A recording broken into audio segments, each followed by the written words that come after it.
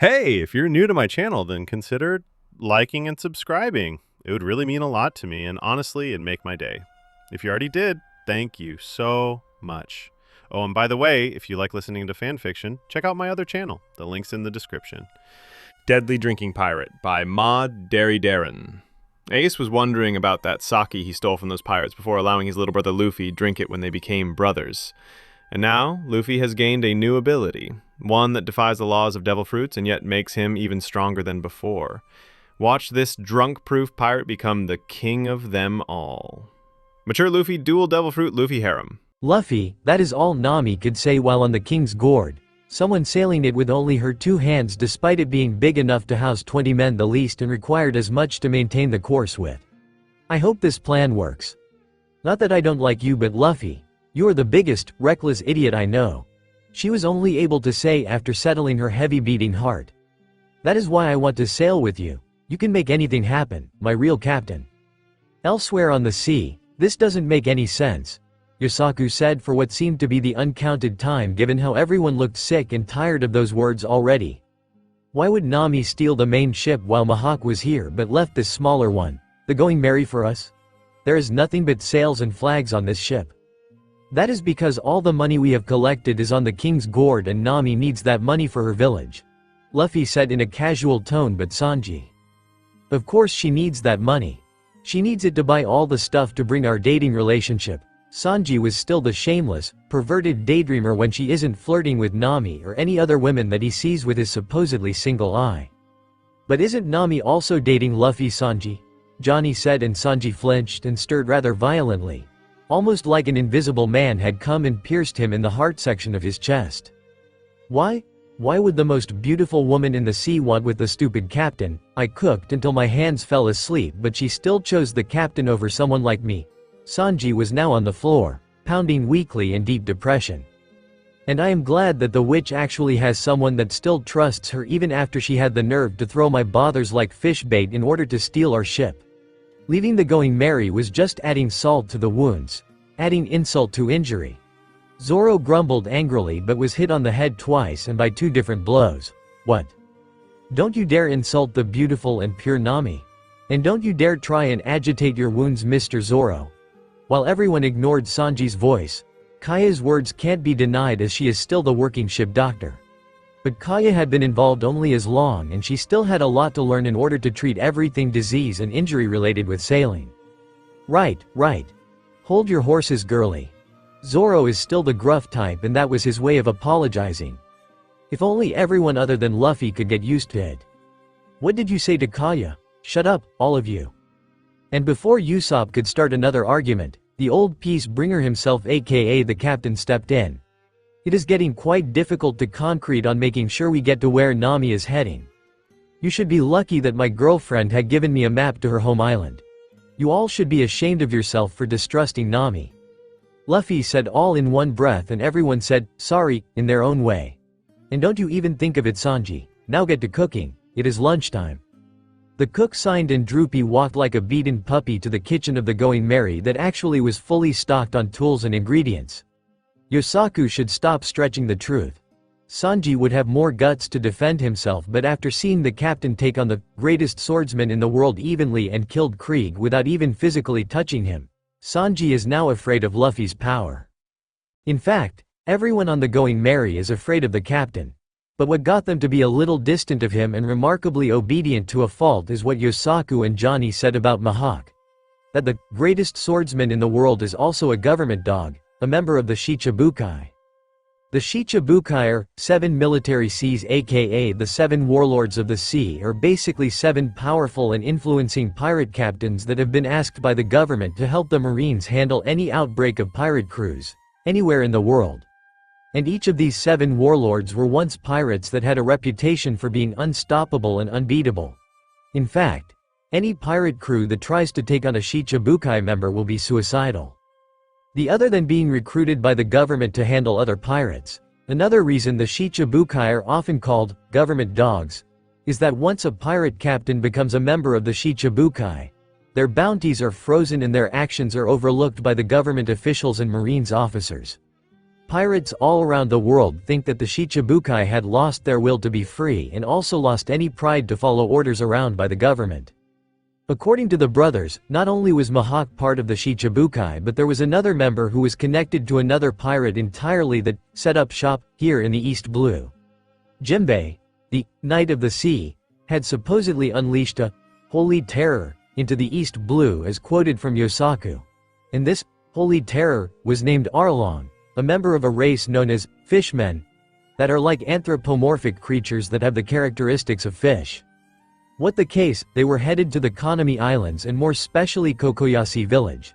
That was where Nami lives, and it is also where another land site known as Arlong Park is located. Even an idiot will be able to tell that is where Arlong's headquarters is. XXXXX. Meanwhile, I am home everyone. Hey, it's Nami. You are back, Nami. The girl with hair of tangerine orange walked past the residents of the area known as Arlong Park. She ignored how surprising they looked. It was like humans had suddenly taken on the features of various breeds of fish while wearing festival, summer clothes and sandals. They are the fishmen that made up the entire pirate crew. Nami was more interested in the one that sat on the throne while surrounded by all of them. Sawtooth, Arlong himself. You big girl. What brought you back after only 2 months?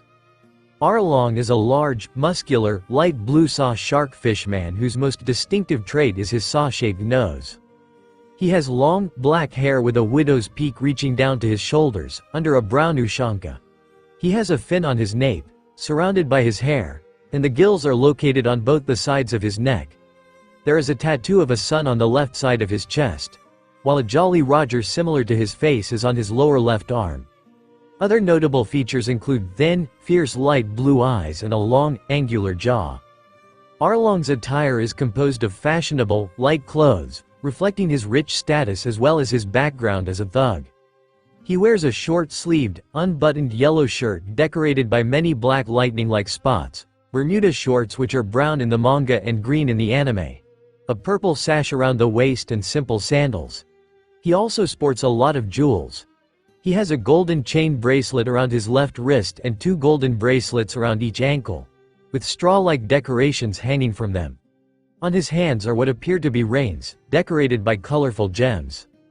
I just got this empty feeling in my heart, so I came back to see what did you do to me. Nami said uncouthly while wearing a sleeveless shirt compared to the one that covered half of the upper part of her arm.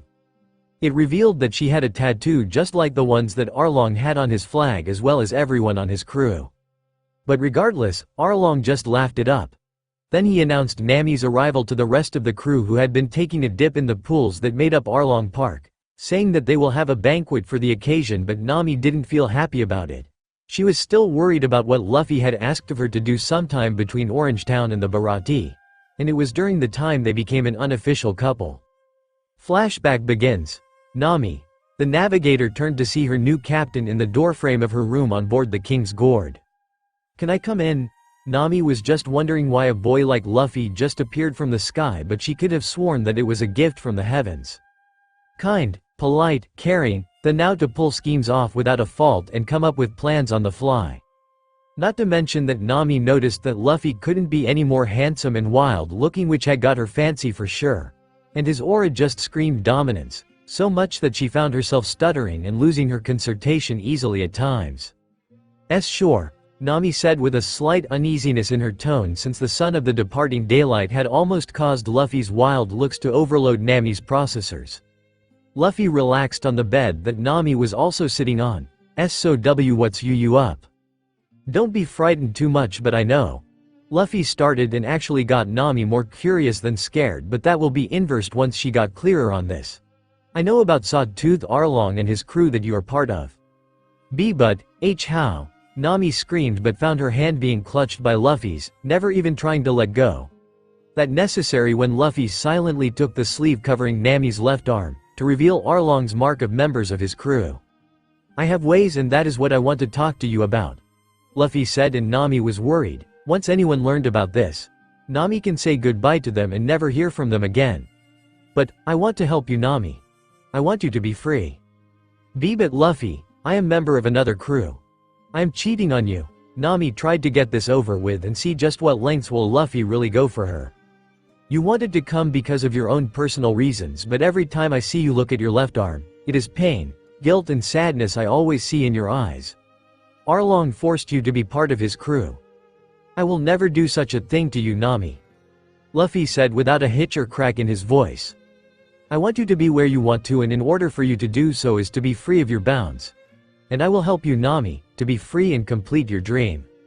Nami didn't say a word, despite how much she wanted to internally.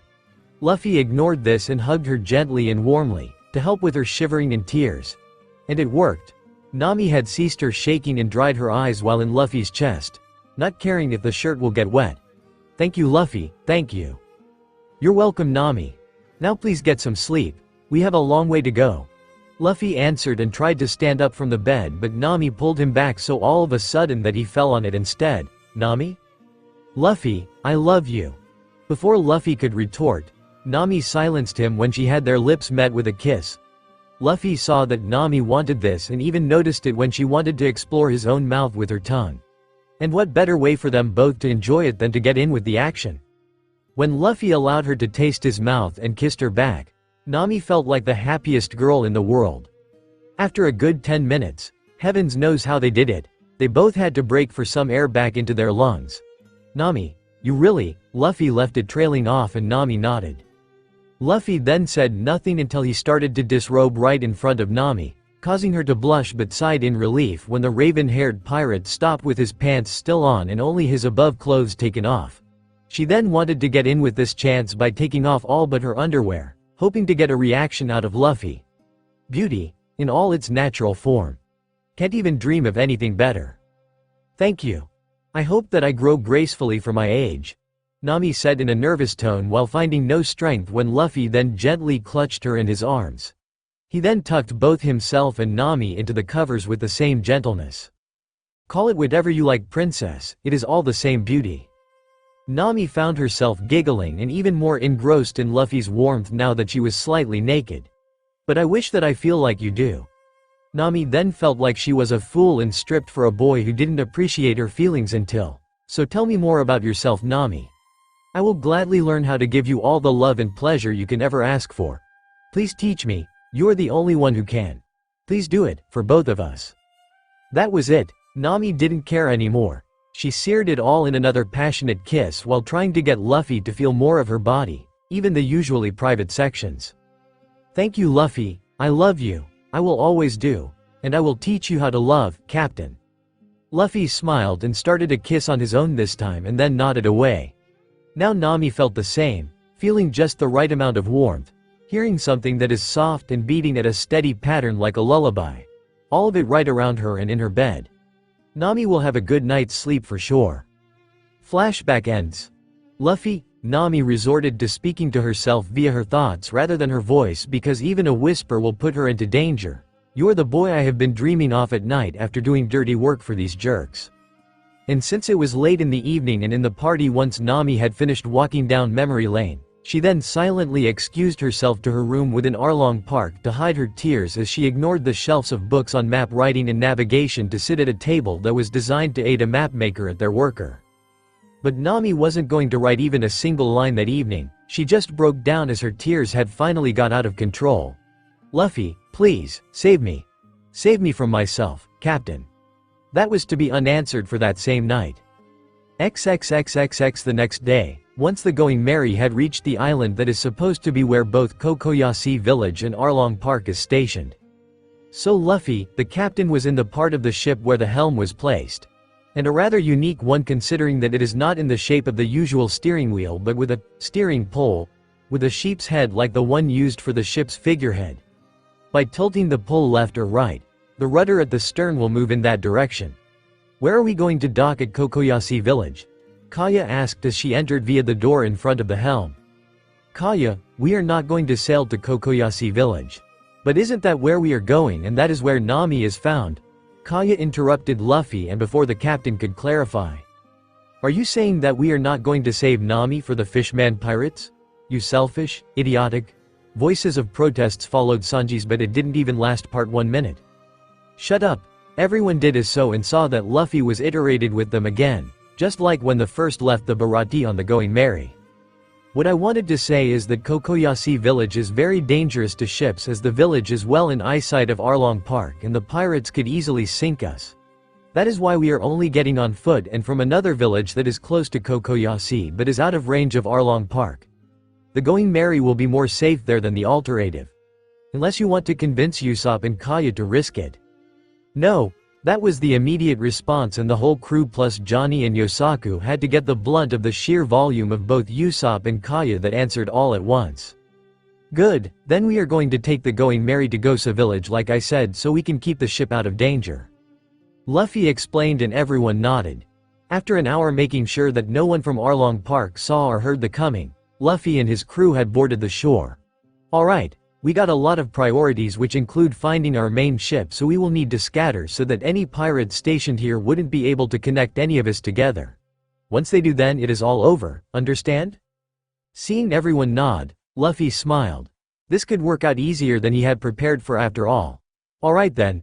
Kaya, Johnny, Yosaku take Zoro to Kokoyasi village in search of a doctor since they didn't have such a thing on the Baratie. But Luffy, Zoro whined but was silenced. You need help that Kaya still needs to learn and we are in a hurry. And no island in any sea can't be without a certified doctor. Best he could. Now then, Usopp and Sanji. You will check out Gosa village and find out anything you can about Arlong. If they won't talk then find your info out your own way but make sure not to get caught. Okay Luffy and thanks for the present. I am sure to use it right. Usopp said in an encrypted tone to which Luffy shook his hand in an effort to say, whatever. And you Captain, what are you going to do? Isn't lovely Ms. Alvida coming with a knight like me along with a page like Longnose?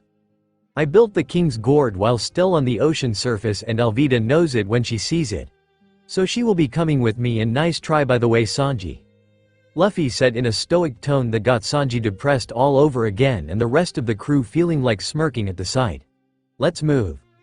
When the two groups left in their own directions, Luffy and Alvida stayed put. Will he help us? I haven't even seen his scales since you made me eat the soup no mi. Alvida asked and Luffy just placed his fingers into the water. I'm sure, it is very difficult to move such a beast like him around without causing any unwanted panic and that is why I asked of him to disappear until I need him again. Alvida couldn't ask her captain more since Luffy knew exactly what he was doing regardless of what needed to be done. And it never let her down before. XXXXX meanwhile, what the hell is this? Both Usopp and Sanji just stood in one place while looking at the crazy destruction that greeted them as soon as they both got to Gosa village. It was like something had teared up the earth and the houses. Like someone had flipped them all on their roofs as if they were cars tossed around by a toddler throwing a fit. What could have caused this? Sanji said but noticed that Usopp was shaking like a leaf on a branch in the wind and his skin was pale and drenched nervous sweet. Usopp. Sanji did know their names and didn't want to make himself look soft in front of women. Something about making himself look macho. Fishmen. Usopp finally spoke but in a broken tone that was either newfound fear or immense shock. Luffy once told us about a race that resemble fish but walk and talk like us and even use weapons. But another thing that gives them the advantage in water is that they can naturally breathe water and survive even intense water pressure, but this is something else. Then what is it? Sanji was getting impatient with his own shock. Both in and out of water. All fishmen are also naturally 10 times stronger than the average human being. Sanji was just about to faint due to this new info and had to grab Usopp by the collar. If they are that strong then how is our stupid captain thinking that we can take them on? Usopp then grabbed Sanji's hands and managed to wrench them off easily. Because we are nothing like the average human. We all are more like 15 times stronger in any aspect which includes physical strength. Usopp said, which seemed a little far-fetched to any civilian's ears, but Sanji decided that since he personally could see seriousness instead of fear and lying in Usopp's eyes and tone, he will just go with it. And since I am a sniper, we prefer the high ground, so you will check on the surface while I check things from atop this toppled houses. Before Sanji could respond, Usopp surprised him by bouncing on top the flipped houses, a lot like a kangaroo. And so, Sanji was left on the trail that led past all the toppled houses in Gosa village. Hopefully, he will some luck of his own to find someone that can shed some more info, or at least anything useful. Meanwhile, Usopp was still bouncing on the new roof of the houses until he decided on one that had a tree cover. Underneath, he took out the bag that he brought along as mere spare ammo to Sanji and the bounty hunters, but the rest of the crew, they knew better. It was actually various pieces of a rifle. Pieces such as the flint, the handle, the striker and the tube where the bullets will move in order to get any distance of force. I sure am glad that I took Luffy's words and teachings good enough to get this as a present. A slingshot is just dandy, but I am going against fishmen and I need something with more range, force, and firepower. Usopp said to himself, and once he had completed his rifle, he revealed that there was spare ammo in that bag, with the purpose of hiding the pieces of the rifle so only Usopp can assemble it. Then he got on a lookout on top of the same tree that covered his works on his hidden rifle, in order to see if there were any trouble to break up. Instead, pissed, Usopp had picked up someone trying to get his attention and tried to find the source. Down here, Usopp got that hint and looked earthward. Come on. Usopp disappeared as soon as he appeared on the top of the tree while following a shadow that called out to him. After struggling to keep up, Usopp found himself among some kind of farm with a large array of bushes that obviously grow something to be harvested. Despite that piquing his curiosity, Usopp still followed the shadow into a house nearby. Inside was the same voice that got his attention in Gosa village. My name is Nijiko. Nijiko is an average-sized young woman with light blue hair and tanned skin. Her right arm and chest are heavily tattooed. She is usually seen wearing a beige sleeveless shirt, blue trousers and purple sandals. Furthermore, she appears to wear pink lip gloss. Usopp, just Usopp. The sniper could have tried to do more than this and try to make him look golden as a man. But Luffy never tolerated such behavior and displayed that during hockey training. And Usopp never wanted to remember those days. So why were you in Gosa, Usopp? It was deserted a couple of days ago when everyone left the village dry, Nijiko said. I saw and I can guess that fishmen had caused it. What got them so angry? Usopp said, internally wondering why he isn't stuttering like he used to back home in Syrup Town. Because Gosa just couldn't keep paying their dues as they kept getting bigger and bigger until the whole town once admitted that they couldn't pay. And the fishmen decided to punish them and teach them a lesson by flipping the houses and running them out of Gosa. Nijiko said in a saddened tone. And we had to live like this for 8 years. Usopp softened his expression seeing that Nijiko was troubled and did the only thing he could think of. Usopp hugged her gently, which got her surprised. What the hell are you doing? You needed a hug, I can tell. Usopp said in a whisper, and soon, Nijiko said nothing and hugged him back, crying out her bottled-up feelings. Thank you, idiot. Nijiko said after gently breaking up the hug. Next time, don't just hug a girl unless she is also about to break down. We hate it when it's otherwise. Just like what Luffy told me, Usopp said, and speaking of which, I need to find him and what Usopp? The sniper stopped in his tracks while Nijiko was wondering why. Going to tell me that you just hugged a girl besides Kaya? Please tell me that my little brother is becoming a womanizer like our cook? Luffy. Usopp turned to see the captain in question, who was leaning in the open door frame with an amused Alvida besides him. No, I. She needed some comfort, that's all. You are too soft and too easy, little brother. Kaya is not going to like how I am going to tell this story to her. Luffy retorted, and Usopp then became downcasted and depressed. Just who are you? Nijiko was tired of being kept in the dark. But before she could get an answer, Luffy, Alvida and Usopp all cringed and looked in the same direction. Someone is in trouble and it is coming from the direction of Kokoyashi village. Luffy said, and then Nijiko started to panic and hurried towards the villager herself. The crew just raced after her to see what was going on for themselves. What they picked up on their haki was something of aggression and pain coming from 2 different signatures that are in close proximity. As they got closer to the village, negative feelings were coming from. The scene in their minds became more and more clear. To be a large human-like being with an actual human in the grasp of his hand, dangling over the dirt road. That's Mr. Genzo, Nijiko said, and the crew got a good look at who the fishman had in the palm of his hand. It was Arlong, outside of Arlong Park. And as for Genzo, there was one thing to notice about him. The pinwheel in the brim of his hat that rotated periodically in the wind. Another thing was the various scars on his face that made look like someone had sliced and diced him rather baldy, including the new and recent cuts in other places on his body. Other than that, Genzo was wearing something of a police uniform. Alvida. Luffy said, and the woman with a large club didn't need any words for orders. She just did what no man can possibly do. Gagged Nezuko with her hand and holding her back with an arm on her chest. Usopp, go. The sniper took in a huge gulp and a deep breath in before jumping to the top of a nearby house with rifle in hand and aimed to fire. Meanwhile, Luffy was going to watch and signal Usopp when it is time for the sniper to strike. A gun? I don't remember allowing civilians to bear arms. Are you trying to revolt against me, Genzo? Arlong interrogated the man who was struggling to even growl with a large, webbed hand clamped on his neck and airway. There are boars deep within the woods that we get our pork and meat. The skin of the boars are very thick that spears and knives are suicidal. That is why we use guns and rifles to hunt for them. That was what anyone could get out of Genzo's mouth minus the gagging and coughing in irregular patterns. And it was a valid reason to bear arms for sure, but Arlong just wasn't taking that, even for an excuse. Then we will take care of these boars if you pay us extra berry. And that is if there were any boars in the woods. Not that we hadn't searched the whole and every tree in case you were storing anything from or against us.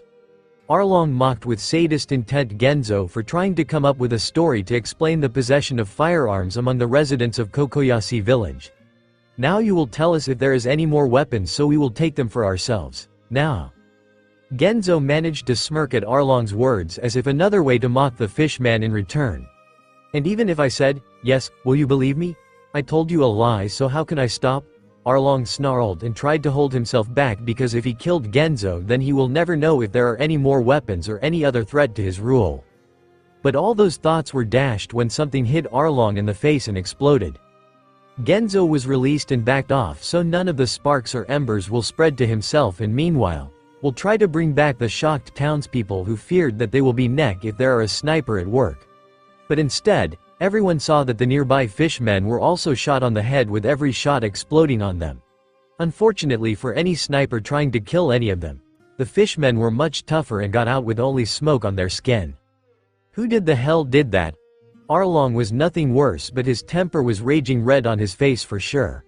And even though he looked, no sniper or anyone with a smoking rifle was in eyesight. Well, I will just, ARRGH, Arlong screamed when something hit his back and caused another explosion on the site. This caused Arlong to forget about the witnessing crowd because they were on the wrong side to cause that attack. That was the chance they all were looking for, and everyone, even Genzo, fled Kokoyashi village to the north while the fishmen were trying to find the mysterious and bold sniper that seemed to be nowhere but still hit his target anyways. But for the rest of the afternoon, they found no one. But the trouble today still wasn't over, and especially at Nezuko's farm with groves that revealed to grow tangerines. There were Marines raiding the groves of tangerines. What the hell are you doing? Those are my tangerine groves. I spent my whole life on them. Alvida somehow had lost her hold on Nezuko, but before she could try to pursue her. Think Alvida, Luffy said while he and Usopp were trying not to get involved by staying on the side of the house that the Marines can't see. We are pirates. The Marines will try to arrest Nezuko for even associating with us for less. Let's try to make this less troublesome as it can be before we all agree that we need to walk in. Genzo is coming anyways. Alvida saw that the same policeman with the scarred face did indeed come and try to defuse this situation. But chi, I'm sorry, but we are only doing our job. We got a tip that a certain thief lives here, and somewhere among these disgusting orange fields is where she had been stashing her loot over 8 years. Now keep looking. Yes, Captain Nezumi. The Marines addressed the arrogant and indifferent excuse for a person tear up a product of hard work as Nezumi, a Marine captain. Nezumi has the appearance of a rat. He has whiskers and rat ears attached to his Marine cap. He also has brown hair. Unlike most Marine captains that Luffy personally had ran into, he has a grayish-blue button-up coat that goes down to his feet, with a black belt and blue shoulder pads. All in all, he practically screams both greedy, ignorant and arrogant. Captain, we have found a hoard of berries buried to the northeast, one of the Marine subordinates reported, which got Nezuko to gasp and Genzo to curse while the crew stayed out of sight. That is my treasure, stay away from it. That got the direct attention of all present and left for the direction of the voice north and east of the house and entrance to the tangerine groves. They all got at the same time and saw the same ugly sight. Nami, Nijiko cried out for the same girl that is slightly younger than she, trying to use her bow staff to fight he Marines from a chest of bills and coins that was buried directly at the base of the 6th vine from the left and the 13th one from the right of the last intersection. The pirate crew now knew just why was Nami desperate for money, and when she said that she hated pirates and wanted to buy a certain village, it all made sense. The Arlong pirates had captured her hometown, forced her to be one of them, and now she has to run and steal in order to buy the village back, and it took 8 years to do it. So you are the petty thief. I ought to arrest you on serious accounts of it for a 8-year span if I didn't need to confiscate every single berry there is. After all, it is stolen goods and we Marines must recover it, Nezumi said, and was met with protests from all 3 local inhabitants. Then who told you where to find it? Nami shouted, and everyone could feel that the answer is going to make things a lot more interesting. I told you, it was a tip, and you all know who gives us all the money we need to keep going. We Marines don't work for free when it comes to protecting this island. Nezumi smirked, and everyone now figured it out. It was Arlong. He knew all about this, and now he sent you to steal all my money, Nami shouted, but Nezumi still chuckled arrogantly. Steal? You should talk, young thief. And if we didn't get the tip, then we will have to bear the fact that we allowed a thief do what she wants under our noses. You can say all you want, but all this is yours, and you tried to keep this a secret from everyone. All this was just for yourself. Nezumi mocked Nami, and she tried to deck him, but instead a gunshot filled the groves. The crew, still in hiding, Nami and Genzo all saw that one of the Marine subordinates had fired his rifle but at Nijiko. The older girl pushed Nami out of the way and got glazed in the shoulder. Nijiko, sister. Now that was something that Nami never said to even Luffy, but that was all put aside when the Marines had taken the chance to retrieve the chest out of the dirt and proceed to take it to their ship. I told you that is my treasure. I was going to buy this village.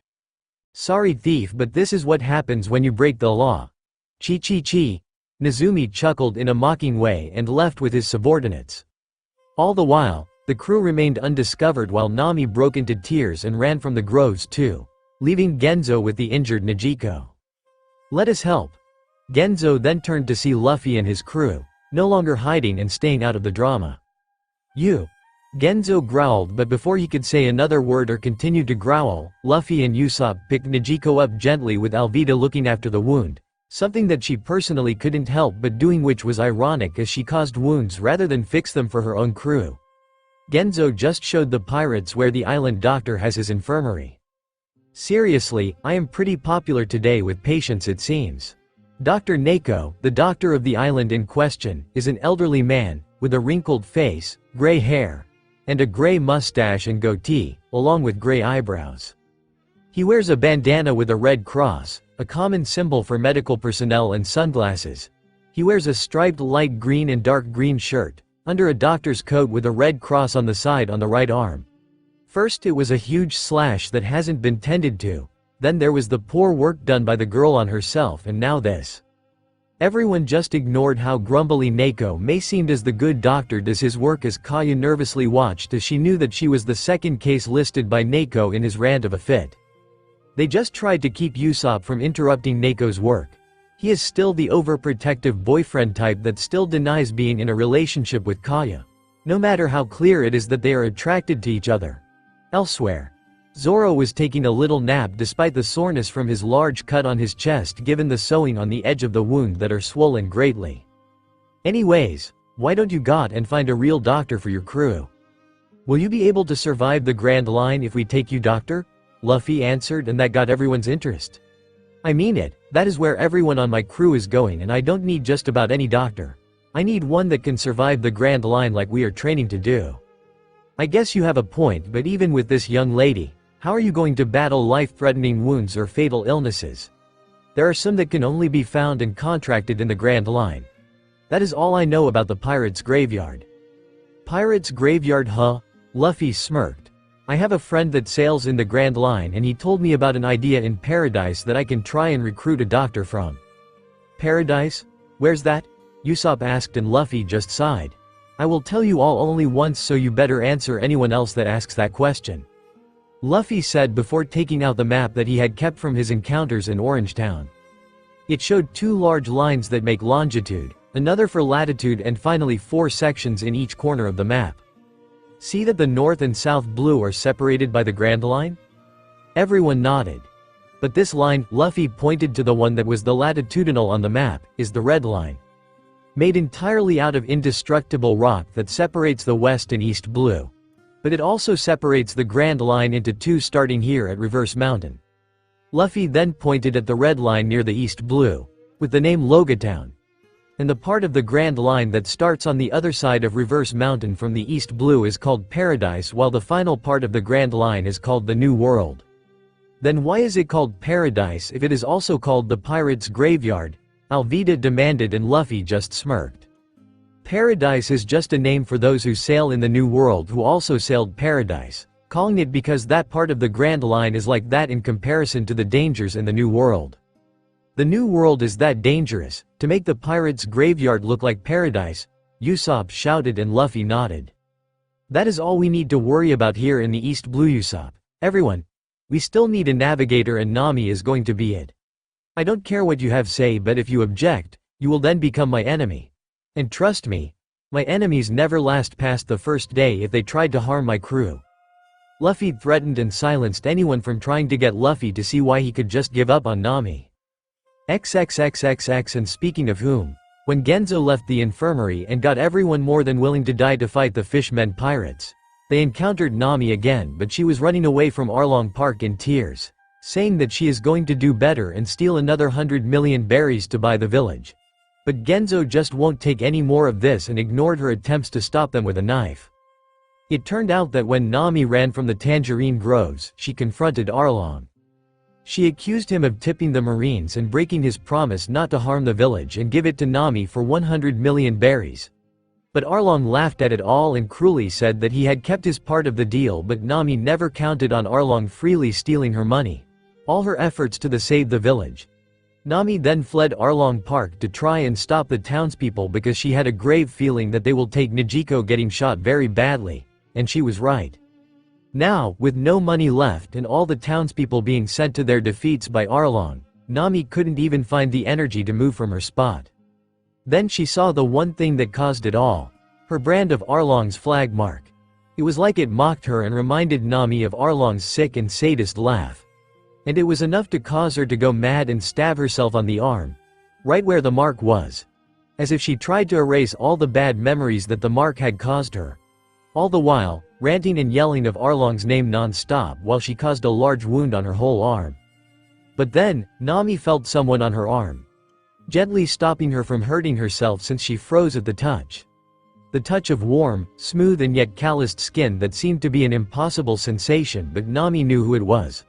Looking up, Nami saw the love of her life, looking down on her, Luffy. After that same knife was tossed aside, Nami didn't even get up. Not even the sight of the boy that she wanted to be with could bring her spirits up. Nami's heart was clouded and hurt too much. What the hell are you doing here, Luffy? You don't know anything about this. No, I don't. That was a lie, but it was better than telling the truth and wound Nami's feelings even more. Then go. Scram. Get off this island, leave. Go away. Nami tried to get her point by reaching for the closest thing to her, the sand among the dirt road. She was standing on her knees. But after a few swipes that only got Luffy's pants dirty too. No one cared about that. Nami stopped as that too hurt pretty badly. Luffy, Nami said with her voice so broken that it was just about to shatter. Help me. Nami was no longer the feisty and confident girl with a knack for thievery and treasure anymore. Just a poor, scared and broken girl who needs rescuing more than any other time in her life. Luffy said nothing, just took his hat, his most prized treasure that toppled even his own life, and placed it on Nami's head. Then he walked past her without even worrying about his hand before taking in a huge breath. He will pay. Hearing that and remembering how Luffy had always threatened and even beaten anyone foolish enough to even touch his hat, Nami realized that even after everything that had happened to him by Nami hadn't even changed his loyalty and concern or her. This was nothing but a dream to Nami, and now, it has actually happened. And as all this was stirring around in Nami's mind, giving her the hope that she thought she had given up on, Luffy was approaching his crew who were sitting in various positions ahead of him. And all of them had shadows covering their eyes, showing that they heard air not going to back down. Time to go wild, everyone. Luffy simply said. Right.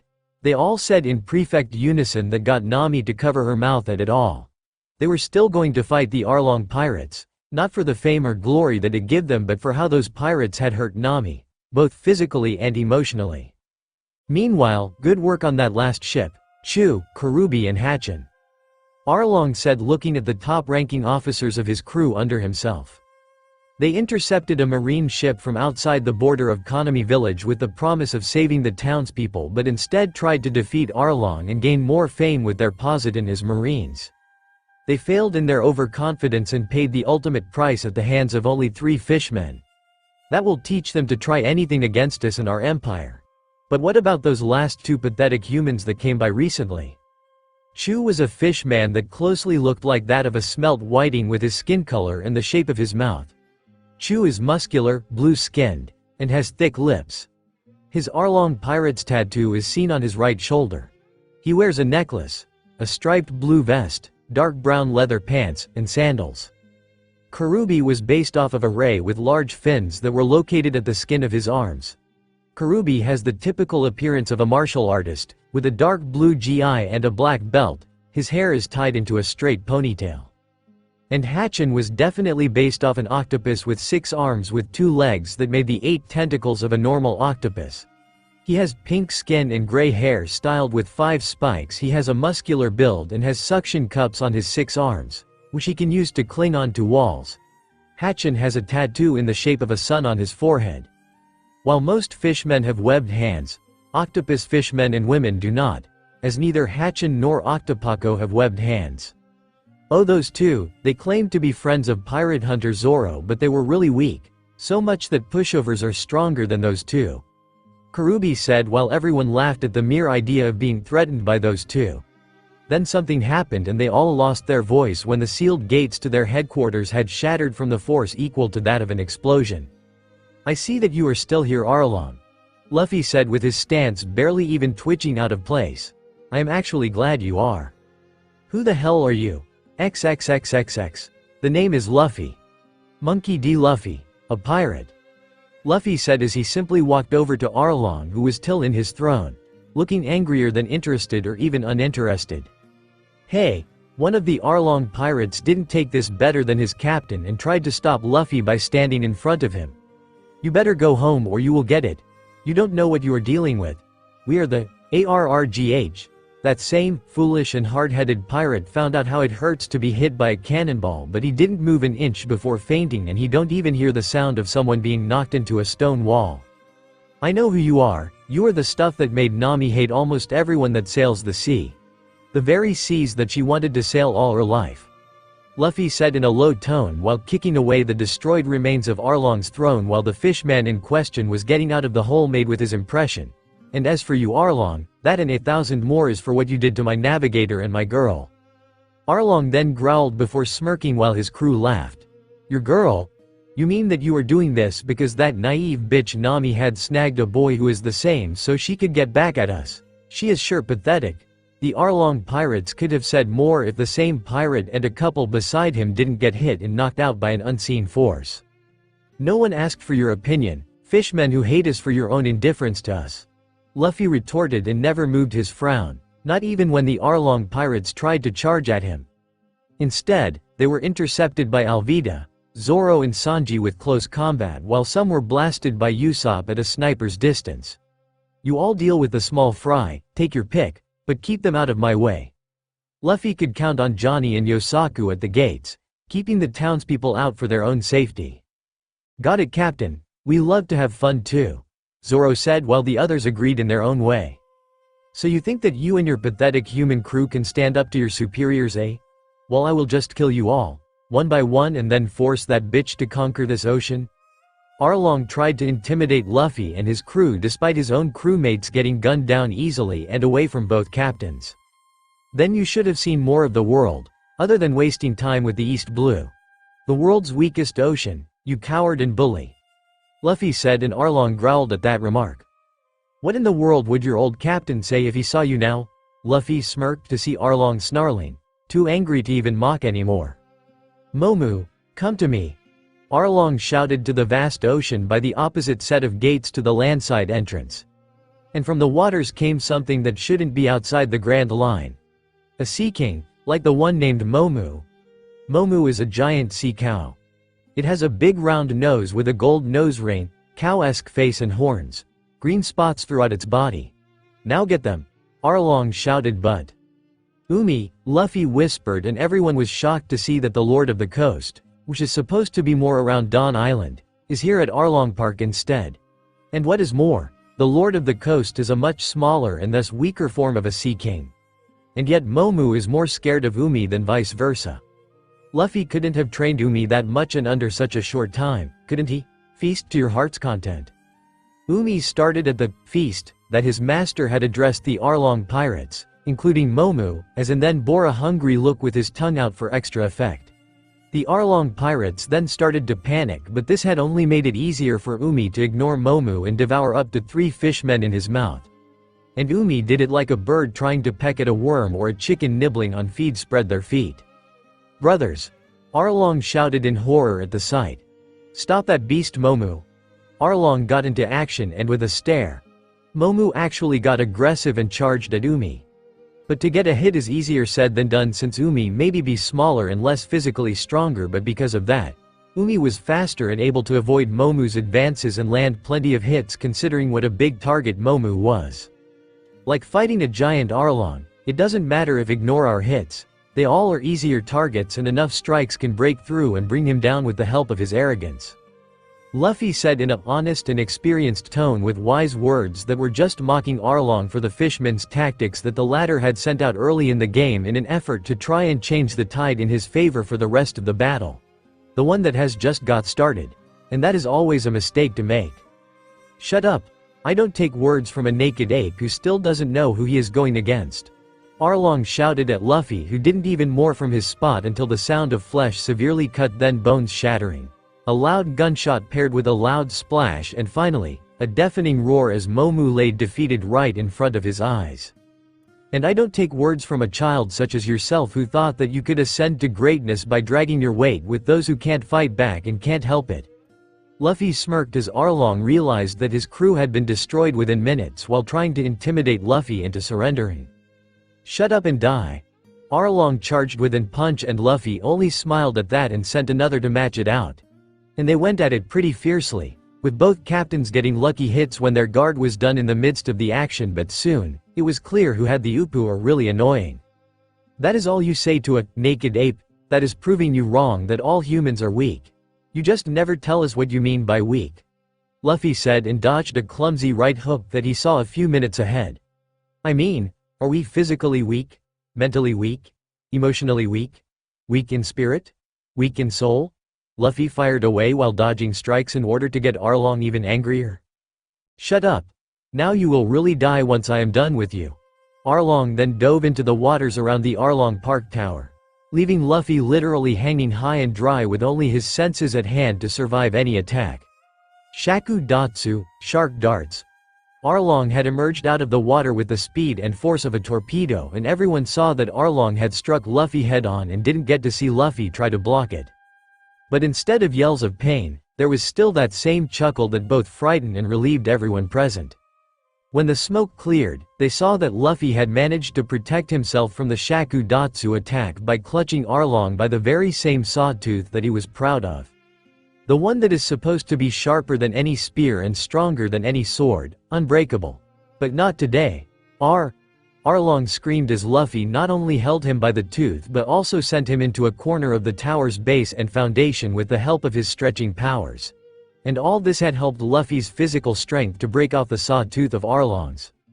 But Luffy wasn't fooled, as Arlong stayed in the walls that the former had tossed and dragged around like a rag doll, so Luffy just stood there with Arlong's sawtooth nose in hand, not even drawing any blood from the sharp points.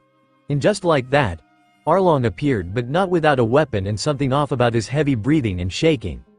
Once he locked eyes with Luffy, everyone saw something that they only witnessed in enraged sea kings.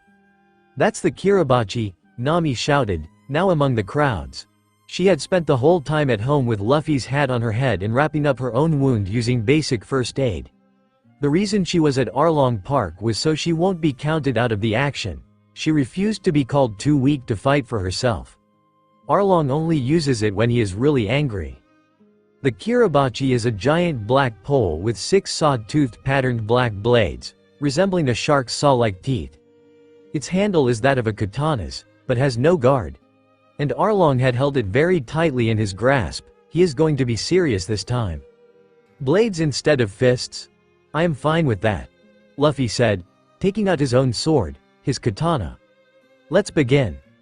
Luffy then charged, in which Arlong also did with his own weapon. After one clash had left with something to be desired, they went at it again, and Luffy once again had gained the advantage by dealing with blows more powerful than anyone could have guessed. Just what are you, puny human s? Arlong was now without any holding back or remorse, with blows for the kill instead of honor. I told you who I am, and that person is going to be the drunken king of pirates, Luffy said, and then Arlong started to laugh at the seemingly stupid name. So you were expecting me to blow down to a drunken king? You are crazy and weak after all, now die. Arlong tried to get an edge, but instead, Luffy forced him back with his eyes blacked out. Then take the power of a drunken king. Luffy's body then budged with muscle, and his grasp was now stronger than iron, like on the handle of the katana. Meitei Waruyokuri. Intoxication, drunken frenzy cut. Arlong suddenly felt like his balance had gotten soft and unstable, and he could even see where the tip of Luffy's katana was until he felt the cut on both his front and back. What is this? Arlong even talked drunk in his thoughts, and it was worrying him for once. And it was that same worry that lowered his guard for this. Chu by Kiwayurasukir, let one's guard lower by sake slice. As if Luffy was taking this an opportunity. Arlong's felt like his body was sliced up with all the pain, but then... Enough!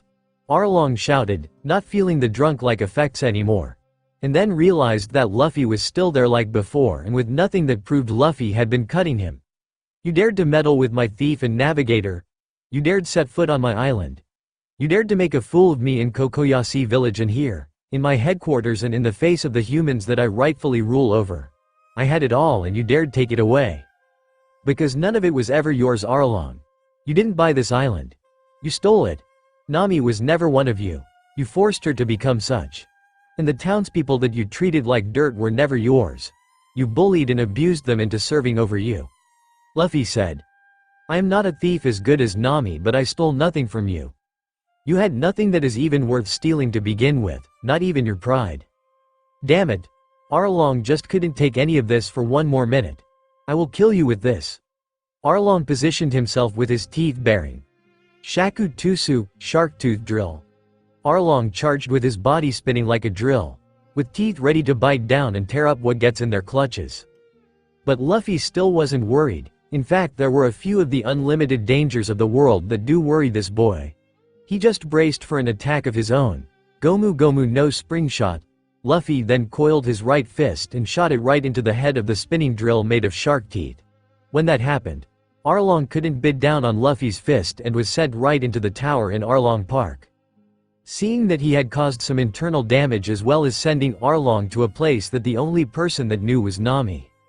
And she started to realize what Luffy was going to do and braced herself, since the young captain was still unpredictable. Meanwhile, inside the tower, Luffy followed his own trail of destruction until he found Arlong trying to recover from that mean and unseen punch to the face that would leave a mark to remember for a lifetime. So this is the room from where Nami felt the most distress. Luffy muttered as she waited for Arlong to get up along with his kirabachi that somehow stayed in his hand even when Arlong tried to use Shaku Tusu on him. I see that you have found the room. The room where Nami spent 8 long years making all the maps needed to conquer this ocean and the others as well. Arlong laughed as if to boast on how he had Nami as his navigator for years compared to how Luffy had Nami for days. Luffy ignored him and followed the trail of something faint but painfully familiar to Luffy's nose. It was at a desk with an unfinished map on it with all the tools needed, but Luffy wasn't interested in all but one. The pen that had a feather at the end and a tip on the other. This pen, it has blood on it, Luffy said with his anger clearly building. And Luffy had a good idea whose blood was it. Nami's. It must be the blood that Nami had to bear with on her hands as she was forced to make maps day and night, endlessly as part of her life of abuse, being the reluctant navigator to the Arlong pirates. That's right. Luffy really didn't want to hear Arlong's voice right now but said nothing as Arlong placed the kirabachi at Luffy's neck. That is Nami's pen, the very one that she had used to make me maps for 8 years. She is nothing like the rest of the fifthly humans that bow to our holy power. She is a bright girl with promise to be the best navigator in the world, and she will be mine as well. Can you use her as well as I can? That was it. Now Luffy has snapped himself. He didn't say anything still but instead, placed the pen with dry blood on the floor and grasped one of the shark teeth-like blades on the weapon with a fierce grip. Arlong then noticed that he couldn't, not even with his fishman strength, budge his weapon at all. That was when Luffy finally spoke while shattering any nearby blade. Use! Luffy shouted, which actually got Arlong to back. SSLY shattered the kirabachi into pieces while standing up. You claim to treat Nami like a part of your crew like you treat your own kind. You lied. You just want her for what she does best by claiming to give her what she wants. That's a lie. Arlong wondered why he was allowing Luffy to talk him down or couldn't move to strike while Luffy wasn't. You were the one that imprisoned here in this cell of a room. And when you took her village, her homeland, and enslaved the townspeople. What is worse is that you killed her mother. Arlong flinched. You ruined her life and forced her to do what she loves, what she dreamed of, what she wants to do with her life. You forced her to do all that under her mother's killer. You made her hate her dreams, what her mother gave for her. And you dare say that you are using her like a tool? I will never forgive you, Arlong. Luffy then kicked one of the walls open from the inside out, knocking down one of the piles of maps. Never. Then Luffy took out both his katana and rapier and proceeded to tear the room apart, right in front of Arlong's eyes. Desks, bookshelves, and the maps were all getting destroyed, and the fishman tyrant was getting angry by the second. Damn you, boy. Outside, everyone was almost panicking to see that from inside the tower were various debris to all but Nami, who recognized every single piece that fell to the ground. She then cried again, but of joy to see what had bonded her, had caused her unbearable pain, and worse of all, forced her to do what she thought she will throw away her life for. It was all getting destroyed, by the boy she asked to do it with all she had left, her tears of pain and sadness. Back in the room, Luffy was interrupted from his seemingly mindless destruction by Arlong, who couldn't be any angrier. Damn you, human. You are destroying all the work that Nami had spent 8 years making. You are ruining my resources to rule all the seas. I will never let you walk out alive. Arlong yelled like a madman until Luffy head-butted him in the face in order to get free and continue wrecking at anything in the room, all the way to the foundation itself. You can save your breath, Arlong. Nami will never come back to this room. She hates it, she wants it destroyed, and I will make that happen, with or without your help. Luffy shouted as Arlong was losing his sanity and trying to hack at the room he was trying to save in order to get at Luffy. And Nami doesn't just want this gone. She wants the entire Arlong Park gone. It is nothing but pain and bad memories and growing hate. It deserves to vanish. And then, Luffy sent his left leg up through the ceiling and even higher with several extra meters. Gomu Gomu no, Gum Gum. But as Luffy was preparing his attack, Arlong got back up while degrading his kirabachi weapon. Arlong Park will never fall to a puny naked ape like you. I will take back Nami and rebuild, and no one will stop me. Don't you ever look down on all fishmen. Arlong then braced to use his Shaku Tusu again as a last resort, but couldn't even feel the pain as his teeth broke once he clamped onto Luffy's body, only to hear, "Oh and oh, axe." Arlong felt like some kind of heavy mast or something had landed on his back and forced him down floor after floor until he hit the base floor with enough force left over to cause something of an earthquake. And once that was to be felt by all, the flag from atop finally fell and shattered on the ground. Back in the room, Luffy smiled. And don't you ever look down on the power of a rubber band, like me. Then Luffy kept smiling and looking up to see that the duel had finally taken its toll on the tower, the only thing left standing of Arlong Park and the empire built around it. Nami, Luffy could only think to himself as rocks and other debris continued to fall around himself. It's all over. You are free now. And forever. And just like that, in one go, the entire tower collapsed on its own, leaving nothing left to be considered intact. There it is, Logia Town, our last stop before Reverse Mountain. Luffy shouted while gazing directly ahead with a telescope in his right hand. And he was doing this from the recovered King's Gourd. And it seems that he was the only one to know that Nami only took the treasure from the ship but hid it from the Arlong pirates. Everyone else was sure that Nami had destroyed it and let it sink. You sure sound excited, Captain, but is that town more exciting than me? Now then, any man will try to sort this out with a panicked voice, with the fear of breaking up with the wrong answer in thought. But Luffy was nothing like that. Never, nothing will ever top being with you, Nami-chan, Luffy said and boldly kissed his girl, now in a real relationship, with enough power to steal away any strength in her legs. Not that Nami didn't like the feeling of being so light-hatted she was suddenly floating with the clouds. And that is what they call being on cloud 9. Besides, you are excited to go there too yourself. Nami giggled, you got me. As always. But seriously, they have the best clothes anyone can buy in the East Blue. Luffy could only chuckle because Nami's love of clothes is only bested by her love of treasure and money. Typical of a girl of Nami's age, and only Luffy himself could afford to have such a woman as a girlfriend. And with all that money you gave me, I will definitely fill out my wardrobe again. For the record, it was no problem. They didn't want all that money anyways, and now you are no longer in debt, you can use it for yourself. Luffy said, and Nami nodded very violently. Her love of money was still present and going strong. Just remember not to steal my head, okay? Okay, Luffy. You are too good of a kisser to do that, Nami said in a sweet tone that still scared Luffy, but he smiled anyways. It was true that it was tempting for Nami to really go for Luffy's head as well as the other heavyweights of the crew. Flashback begins. You raised the price again, Nami said in a stern tone as she places a 50-berry coin in the deposit box that the news coups are seagull that deliver mail or newspapers, and they are distinguishable by the newsman hats they wear as protocol, along with the box of papers they carry on their necks, was presenting while mimicking a soldier's salute. If you do it again, then I will go somewhere else to buy a good newspaper, she said in an unpleased tone that the news coup ignored and flew off to get back to work. I don't see what the big deal is, Nami. It isn't like you are still in debt and you have all that money you got back at Arlong Park, so why are being stingy? Usopp said from his position on the king's gourd while surrounded by some kind of chemistry kit. I know, and because of that, I now can keep all the money I lay my hands on, and I am going to buy what I want, Nami said like it was no big deal. And if you want money, then get your own, because I am never going to have enough for myself. Whatever, and now be quiet, Usopp said with a huff, and his free hand facing its palm into Nami's direction while his other hand had some kind of vial along with a strange liquid inside. I am working on a new formula for a new kind of Tabasco sauce that is so hot that once my enemies get a whiff, they won't stand a. Usopp's boasting was interrupted when someone landed on his sit, spilling the contents of the vial into Usopp's eyes. Chance. Oh. As Usopp withered with his eyes feeling like they were burning up, it was revealed that Sanji was the one who landed on the sniper and was actually ignoring Kaya fussing and trying to help her boyfriend. What the hell was that, Captain?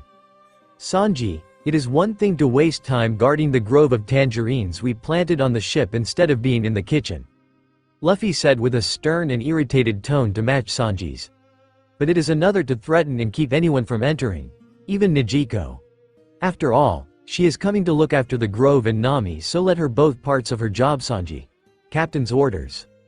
Sanji tried to protest, saying that it is his duty as a gentleman to protect the girls' tangerine grove from the boys. But when everyone, even Usopp, somehow scowled at him and pointed towards the kitchen, Sanji got up and walked towards that part of the ship in deep depression. Why did you get a cook like him, Captain? Zeph will never had caused this type of trouble, Zoro said with a couple of them agreeing.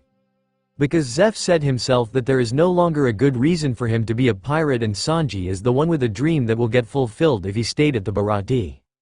So are you saying that I made a bad choice? Luffy answered, and with an edge on his tone to show his point, as getting a little irritated with slight disloyalty from his crew. They all just shook their heads violently. If you don't like what Sanji does, then you go and make us dinner yourself, because any crew needs a cook and Sanji is the one. Okay, Captain, they all said while going back to what they were doing. Zoro and Jin went back to their naps. Kaya continued to try and help Usopp. Alvida went back to relaxing with Nami, and Nijiko went to the groves now that there isn't a perverted, sexist guardsman to keep anyone out. Luffy made sure of it and everything else on the ship while at the helm, following both the wind and the compass to their final destination of the East Blue. That is until a certain pair of girls screamed at the top of their lungs. So much that even the ship jumped in shock like the rest of the crew. They all did the same when they saw 4 sheets of paper fall out of Nami's newspaper. Flashback ends. It was bounty posters, with a criminal or pirate's profile and the amount of berries that the government is willing to pay for their head as proof. And just like what Luffy said, his victories over the top pirates in the East Blue, it was time for his own bounty. And now just Luffy but 3 more fighters in the crew also got their first bounties. They all went as followed. Wanted. Dead or alive Monkey D, Straw Hat, Luffy, Liber Glade. 1. Bounty. 80 million berries. The profile photo showed Luffy in all his glory and his swords drawn out, mostly likely when he was in that somewhat fierce sword duel with Arlong. Luffy liked it anyways and so did Nami, saying that it made her man look even more macho. Wanted. Dead or alive, Black Leg, Sanji bounty, 39 million. Sanji's profile was something to tolerate since it showed him covered in smoke and with a vicious smirk on his face. Sanji just hoped that the girls will be at least interested in him, which didn't work on any of the women as Luffy's crew. Wanted. Dead or alive, Pirate Hunter, Roronoa Zoro. Bounty.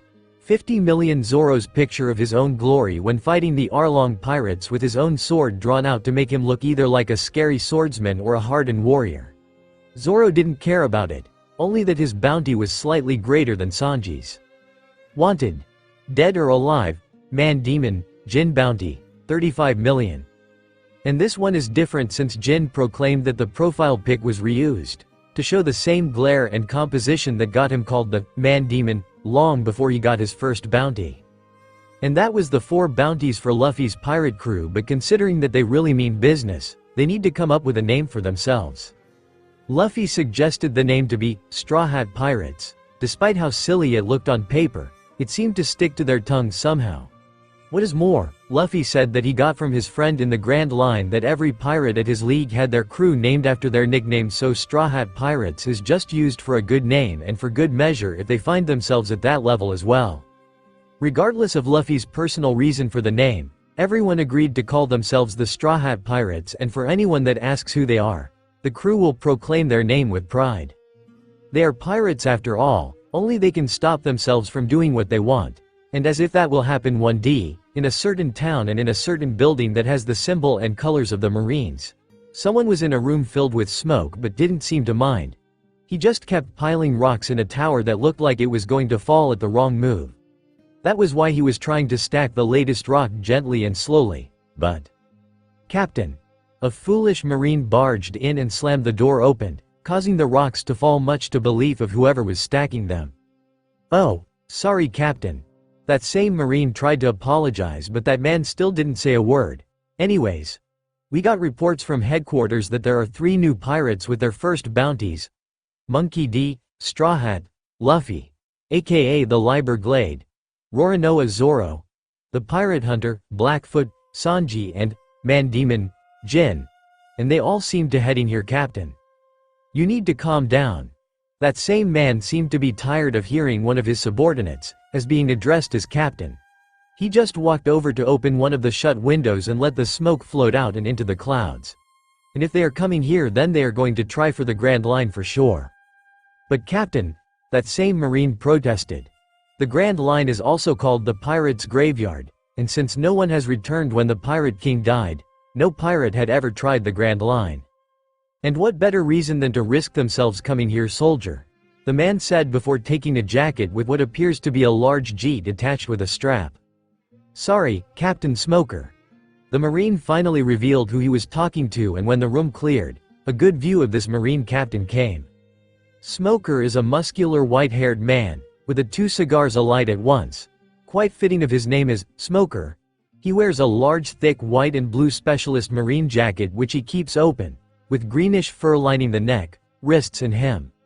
Many cigars are strapped to the jacket, which bears the kanji for justice written on the back of it. Finally, his hair has a white tone and the fur on his coat was blue. And you better remember that for any reason that pirates should come here, I will capture them and I will be ready for them when they first arrive here. Logia Town, the town of the beginning and end, where Gold Roger died. Smoker then passed that Marine who had just one last thing to say. But wait, Captain. The bounty posters just came and you didn't even look at them. He tried to get Smoker's attention. But the captain ignored him and continued to leave the building, to start hunting. Oh man, how am I going to break this to captain to look for a kid with a straw hat and a couple of swords on hand? And that Marine never got his answer for the rest of that evening and could only wait until the pirates do arrive and see to that Smoker realizes that it is difficult to find something if you have no idea on what to look for. Maybe Smoker will encounter this straw hat pirate, but arresting on the spot does have a very low chance of happening. Only fate or whatever sees to the events happening can tell. XXXXX. And finally, the Straw Hat Pirates had arrived in Logatown at the brink of dawn. It was a settlement like most in the Eat Blue, complete with a pier filled with boats already, a gate that gave away the name of the town and people walking the streets doing their business. And speaking of which, there is a lot of business for the pirates here before they can approach Reverse Mountain and then try for the Grand Line. Alright everyone, we have priorities to discuss. We can't be here for longer than a day, so we can't waste time getting our business here done before we will have to leave for the Grand Line. Luffy announced as soon as the King's Gourd had landed in a remote location since it was too dangerous to do the pier. Why are we in such a rush, Captain? Jin asked. I mean, this is supposed to be the best place for any sailor, marine or pirate in all the East Blue. Why can't we just enjoy it while we can? You don't understand who is the marine captain here, Jin. He is Captain Smoker, and ever since he first became captain here, there wasn't a single pirate he hadn't captured in his career. Luffy explained, and that impressive record was amazing to non-pirate sailors but not for the Straw Hats. And that is because he has the power of the Moku Moku no Mi. It is a logia type and you guys are not ready to fight one yet. A logia? Usopp parroted and Luffy nodded. Logia is one of the 3 types of Akuma no Mi categories. Take my Akuma no Mi powers for example. Luffy begun his lecture. Mine both fall under the Paramecia category. They are the most common of all Akuma no Mi, and they are labeled as they can either enhance one's physical strength, affect one's environment, or even produce a certain substance. In fact, Kaya's and Alvida's Akuma no Mi powers also fall under this category. But didn't you say that there were 3 types including Paramecia and Logia? Sanji brought up and Luffy nodded. The one I haven't explained yet is the Zone type.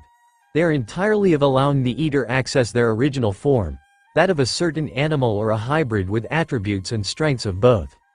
Luffy said, and his crew were in awe and imagined themselves of their favorite animal and transforming into it at will. What is more, to turn into a hybrid as well.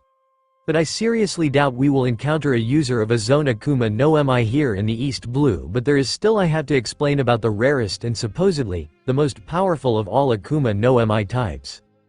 You mean the Logia type that you brought up a few minutes ago? Nami asked, and Luffy nodded once again.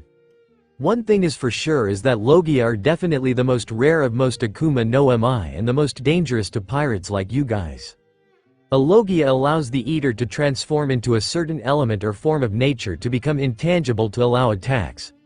Now the Straw Hats were really getting the point Luffy is trying to make.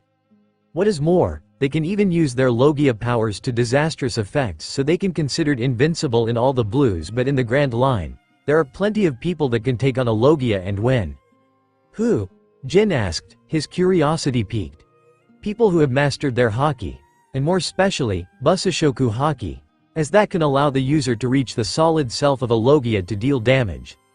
Luffy answered and saw that everyone after Usopp and Kaya were all clueless about Haki. And don't you ask, because I never find myself repeating the same lecture, so when people ask, you will have to answer. Understand? This time? Luffy addressed everyone in his crew and they all nodded. Good. Now to more important business. Now you know better to avoid a marine named Smoker. Luffy begun. We need to get the right about supplies because there isn't much settlements to restock in the Grand Line. And that means Sanji, you are going to take this to the market for food and bring only the best you can find. Sanji caught a small sack that had enough money for the entire crew. And to make sure you don't get distracted, Jin will be going with you. When Sanji tried to protest, he was met with the same dread and displeasing frown on Luffy's face that dared him to say no to him. Usopp, you will need to get ammo for both your rifle and your slingshots, as well anything else that a sniper like yourself needs. There should be a store or 2 that sells such merchandise. You may search and ask for directions, but never reveal who you are sailing with. Luffy spoke to Usopp, who nodded in eager obedience. I personally will take Zoro to my first stop here, and when my business is done, I will have to break up to another place in Logia Town.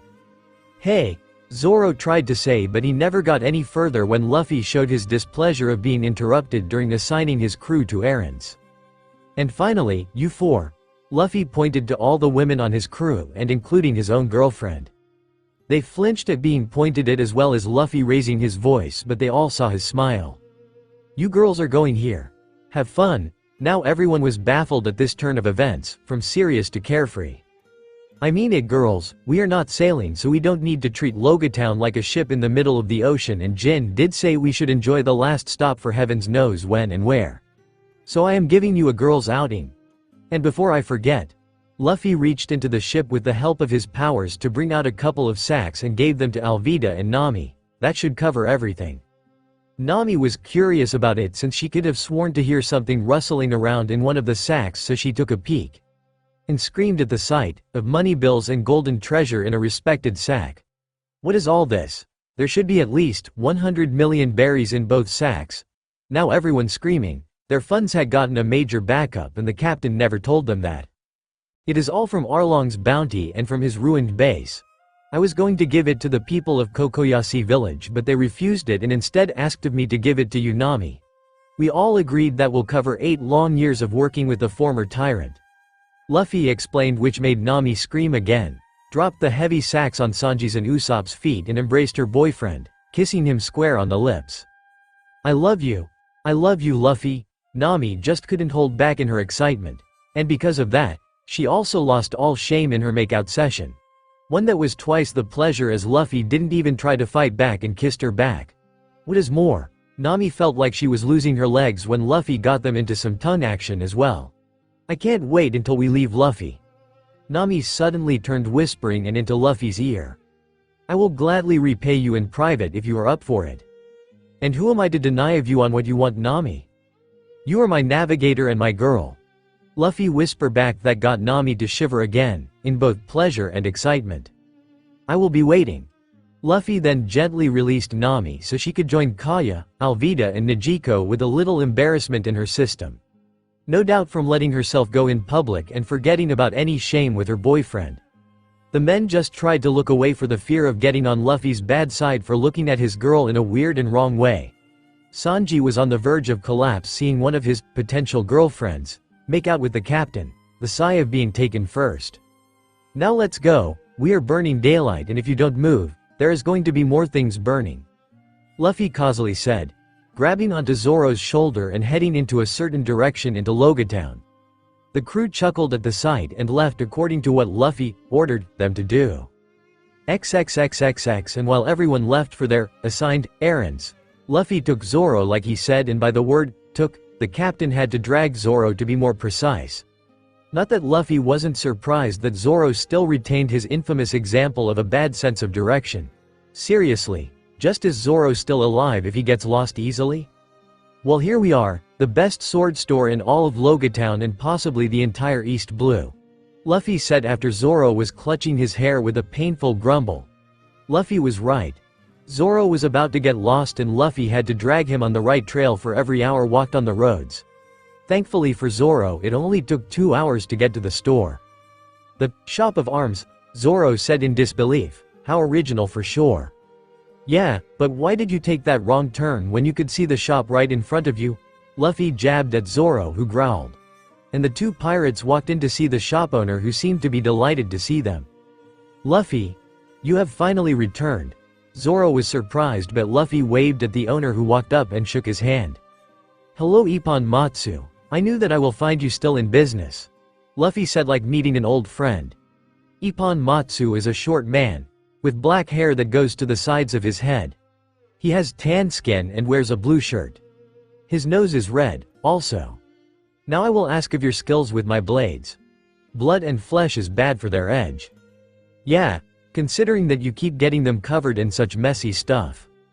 Ippon Matsu chuckled. You should learn someday to kill fast enough to not even leave a speck of dirt on your blade afterwards. Their scabbards could only keep them in shape so much. He then took Luffy's katana and rapier. Hello again, Reime Atami. 2. and Uedoku Toge. 3. I will have you both ready for more action, wherever your master will go. And then Ippon Matsu left for out back of the store to sharpen and clean both weapons. That guy is creepy Luffy. And he has your swords, Zoro shouted, but Luffy just shrugged it off. Say whatever you like about the shop owner. I trust him with any weapon or mine because it was him that granted me those 2 blades through some string pulling and that I protected his wife from debit collectors.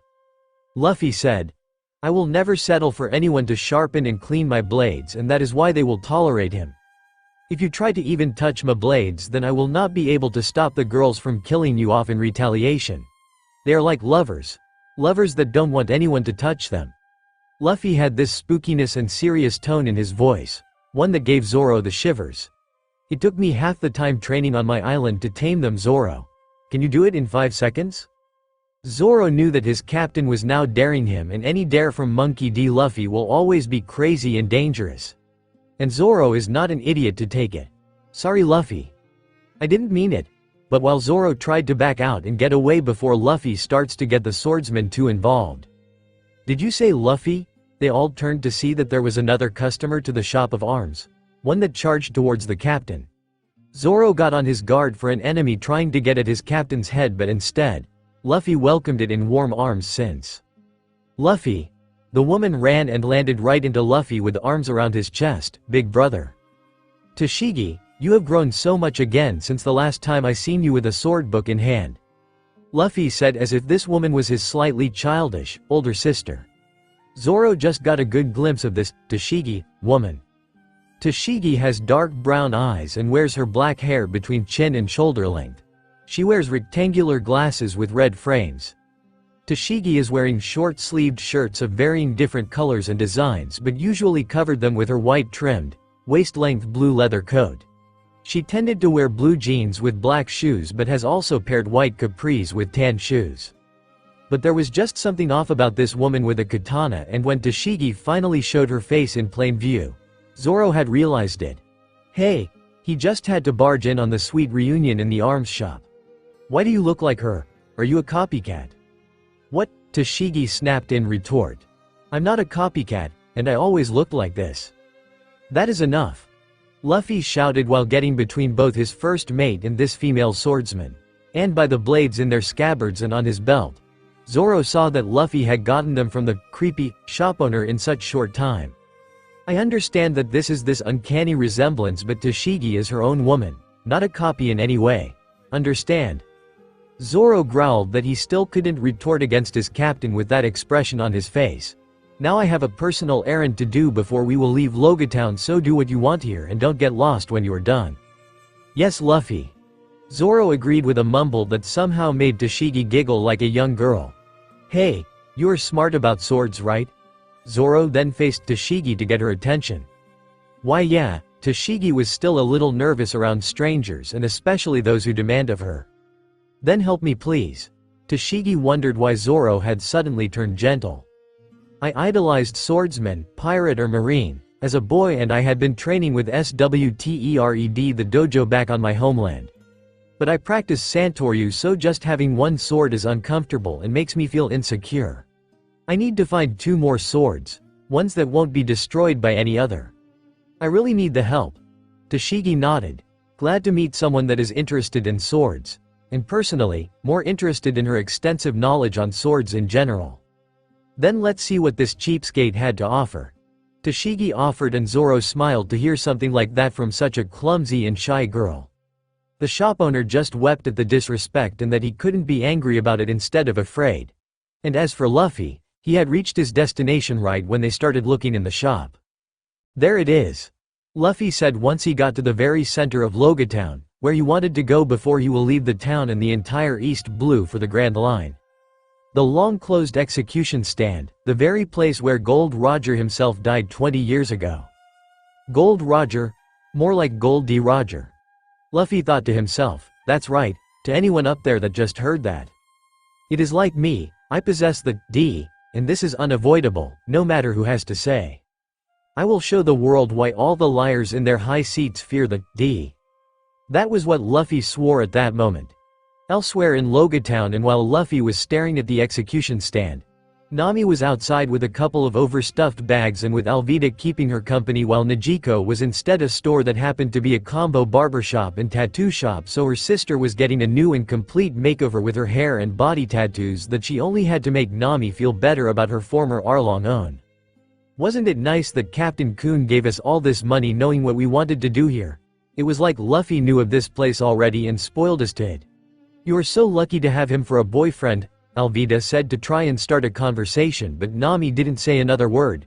Alvida didn't mind because her smile, despite the appearance of tears, had gave away for some happy memories that awoke tears of freedom and relief for a lifetime of guilt and pain. Flashback begins. It was when Luffy had finally defeated Arlong with a finishing move to top off destroying Nami's prison within the tower of Arlong Park. And speaking of which, it was at the time that the battle damage had finally taken its toll on the structure and caused it to collapse completely. Luffy!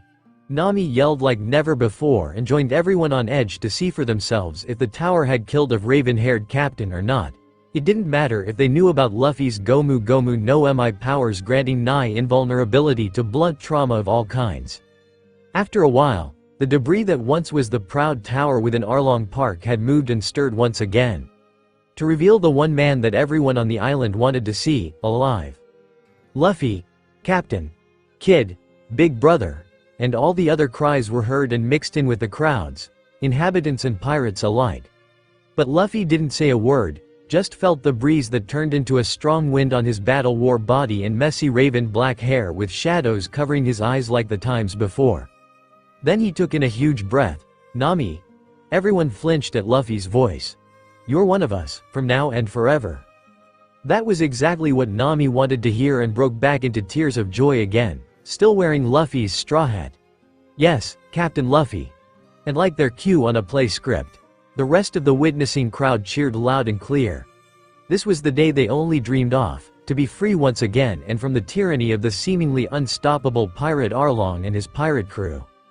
The majority of inhabitants had intercepted Luffy climbing out of the wreckage and wanted to toss him into the air, but Luffy gently and politely declined for the sake of his exhaustion and battle weariness. And yet, there was still some nasty business to take care of before they can bring out the party music and drinks. Silence. That was the same screeching voice that is the closest thing a human can speak that resembled that of a rat. Chi chi chi chi. I see that even Arlong was still a pirate that can be defeated, but since you all had to allow another pirate crew on your island despite hating all pirates in general, I will have to take action as a captain in the Marines. It was a captain all right. It was also Nezumi and his squad of Marine subordinates. I think that all the money and glory from the ruins of Arlong Park will be a good trade for me keeping quiet about this. Everyone was just about to scream when they saw that a menacing man with cactus green hair had appeared out of nowhere and grabbed Nezumi so hard that he screamed. Raining on our parade so soon?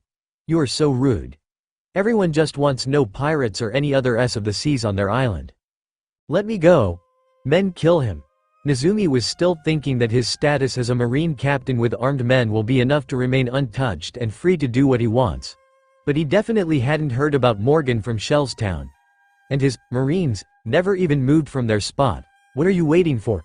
Save me and kill him already. Captain Nezumi of the 16th branch within the East Blue, Marine Code 00733. Everyone held their breath when Luffy made way to the greedy Marine, wondering what their savior had in mind for Nezumi. I believe that I got you right on and for a very important message for all to hear. Hit it, boys. Luffy spoke like a real crime boss and everyone was surprised to see more of the Marines obeying Luffy instead of Nezumi, a pirate instead of their captain. Regardless, those same Marines activated some kind of tech before showing thumbs up and then took out a transponder snail with the colors of the Marines and even their flag symbol. Greetings, people of the Konami Islands within the East Blue. No one recognized that voice other than Nezumi, who was sweating buckets down his face and collar, but they were under the impression that it was speaking to all those who can heard from any place on the island chain. I, a lowly Marine myself, speak of Marineford, the base of operations for the Marine headquarters. I have been asked by my various superiors to give you all this message, that we are discharging and removing Captain Nezumi and the 16th Marine branch from your islands on the base of neglect and abusing national responsibilities, accepting briberies and housing a pirate crew for 8 years. We will see to it that this will not happen to you all on our behalf." Everyone just couldn't believe it. Marine headquarters had not only listened to their cries but also finally took measures to remove the corruption that aided Arlong in keeping them captured for 8 long years. "You stupid pirate boy. I will see to it that the world hates you, that everyone wants you dead, if not then I will kill you myself." Nezumi tried to intimidate Luffy, but he was not be taken seriously as he could even escape Zoro's grasp. "You can't kill me with power you don't have anymore, and yet I will let you know that despite me and my crew freeing the island, we will still get bounties of some of our heads." Ignoring the protests to the island of their savior being treated like some kind of prey as well as an outcast instead. "And you didn't do a thing to help yourself, so Zoro." Luffy turned to his male first mate. "Leave him from the boys to take care of." Zoro turned his focus to the Marines and his captain a couple of times before shrugging and throwing Nezumi away and to the men with uniforms and guns as well as hats covering most of their faces. Everyone was still wondering why the Marines had suddenly decided to turn traitor and obey Luffy instead of the former captain. But all that was answered when the Marines shifted their hats to reveal some familiar faces. Mizo, 1. Gary, 1. Kong, 1. Dingo, 1. Everyone kept firing names off like bullets out of a machine gun, and it seemed that Nezumi's Marines that accompanied him to ruin the inhabitants' day were none other than disguised hunters and other residents that got the idea from Luffy himself. But everyone didn't care anymore because the real angry inhabitants had ganged up on the poor and defenseless Nezumi so thick that Luffy or anyone in his crew could no longer see the former Marine captain anymore. Nami just gave Luffy's hat and walked over to the crowd who already had their hit on Nezumi, who looked pretty hideous with all his bruises. There may be one each in places that the rat-like former Marine never knew he had. This for shooting Nijiko and for tearing up Bellmare's tangerine groves. And the next thing Nezumi knew was him kissing the concrete with a large bump on his cheek while another at the back of his head. "Thanks Nami." Nijiko giggled. "I feel much better." "Give him 1,000 more for good measure," Genzo shouted since he couldn't help it, yet he didn't care if Nami heard him or not. She just kneeled to the twitching Nezumi. "Good that you are still alive, because I want to let you know that your men will clean up Arlong Park and return any treasure to the people of Gosa and anyone else whose money was exported from them by force." Nezumi weakly obeyed to try and get Nami to stop tugging on his surprisingly realist "their thing. I want my money back. I will do what you want. Please don't kill me," Nezumi shouted despite some broken rib poking at his lungs. And Nami just released him by pulling on the whiskers extra hard and let them snap back. "You heard him boys, give the Marines his word and have fun doing it." Luffy stepped in and the imposter Marines saluted to mock Nezumi and the Marines in general before marching off in the same manner. "That was really hardcore back there Nami. I always knew you had it in you." Anyone could pass that off, but to all those who need Luffy also knew that last sentence had strong meaning behind each word. Luffy, Nami looked up to her savior, her hero, her idol and her man. She then tackled him and gave the strongest kiss she could muster, which was enough for the raven-haired pirate captain. "Thanks for everything. I wasn't lying when you are my navigator Nami. Never think that I will trade for anyone else. I think that without you, I will always be lost." Luffy responded and Nami nodded. He could feel her head moving like that on his chest. Later, after the hunters and civilians continued to impersonate the Marines that once served under Nezumi, they got the real Marines to believe Nami's demands as Nezumi's orders and did as such. They just didn't count on the townspeople to kick them off the island shore and into a boat along with the barely alive Nezumi, to be at the bottom of a pile of confused and underdressed Marines. Meanwhile, the inhabitants of the Konami Islands finally started to use the money celebrate. But since Luffy and his group are pirates, they will have to leave before a new set of Marines and captain to come and patrol the island in the place of Nezumi. So while they were allowed to party, there were some things to be done before they could leave. Zoro moved in anything heavy into the king's gourd. Sanji restocked the kitchen for real. Usopp reloaded himself on ammo and even bring along some rifles to experiment with. Kaya brought along some spare medical books from Dr. Nato himself. And Alvida asked of Jin, politely of course, to help place the Going Merry within the king's gourd like Luffy had designed his main ship to do. Meanwhile, the captain and his girl had some more to do. They followed Genzo to a grave made out of a wooden cross. When they arrived, he was spilling some wine over his ritual that believes that in order to share an earthly drink with a spirit in heaven will be to give it to the grave, and the wine will follow the same path of the deceased supposedly. "You," Genzo said a lot softer than back when the Marines ransacked the tangerine groves. He had gotten somewhat over his hatred of pirates to make room for some respect towards Luffy. He then said nothing else when Luffy revealed to have bought a bouquet of flowers with Nami's guidance to place on the grave, while Nami did a fresh tangerine and a seed in the soil. Luffy stayed with Nami as they paid their respects to the one whose grave they're at. Nami and Nejico's adoptive mother, Belmere. Luffy may truthfully not know a thing about her, but Nami filled him in on what he needed to know to silently thanking Belmere for doing the right thing for her daughters and being a person that Nami can truly love. Nami herself thanked Belmere for loving her and teaching her how to follow her heart and pursue her dream. That was how she met Luffy and everything else that she thought she will never find for herself. "You boy," Genzo said as Luffy and Nami started to part for the village. "I can no longer stop Nami now, so you will need to look after her. To always make her happy, never sad. If someone does make her sad, kill him. If you do, then I will kill you myself. Understand?" "Yes, I do." "Not good enough. I want to hear you swear, and on your life and blood." "I swear. With all my heart and soul and body." Luffy answered, and Genzo smiled a smile that no one saw, but he didn't care. "Then go and protect Nami, do what I can no longer do." Luffy nodded and slightly tightened his embrace on his girl, who was feeling lighthearted from all this. Of course, Belmere was her mother, but Nami never got to tell Genzo that he was the father as well. And then the next day came and it was time to shove off. Johnny and Yosaku said that they just weren't for bounty hunting anymore and stayed with the village in order to truly regain their honor by distrusting Nami all along. But Nami still hadn't arrived yet. Can we leave, Captain? There is no time to waste once the new Marines come." Jin demanded to know, but Luffy ignored him with a large smirk on his face. "Be patient, she is coming," Luffy said in a not caring tone with a dreamy look on his face. "Kinda like those cartoon characters in Love. And remember, when she reaches the pier, start to take off, okay?" Luffy said with a much more serious tone, and after a few more minutes, Nami did appear, and right at the pier where everyone on the island were piled in. "Go." While everyone hurried to kick off, Luffy had a show seeing Nami moving a zigzagging motion throughout the crowds. Then she ran off the pier and right on the ship, just in time to steal a kiss on the captain. "Did you do it? Did you remember to say goodbye in Nami fashion?" Nami just kissed Luffy again before dropping from the railing of the King's Gourd and onto the deck. Then she clutched the edges of her shirt and unloaded purses and wallets. When everyone was panicking as to where their money went, Nami smirked at them all with a berry bill in between her fingers at them. "See you all later, suckers." She tricked us, and when we wanted to say goodbye too, they all shouted at once, while Luffy laughed at the whole scene with his crew shaking their heads in disbelief that only their captain can even find this amusing. "We will miss you, you brats."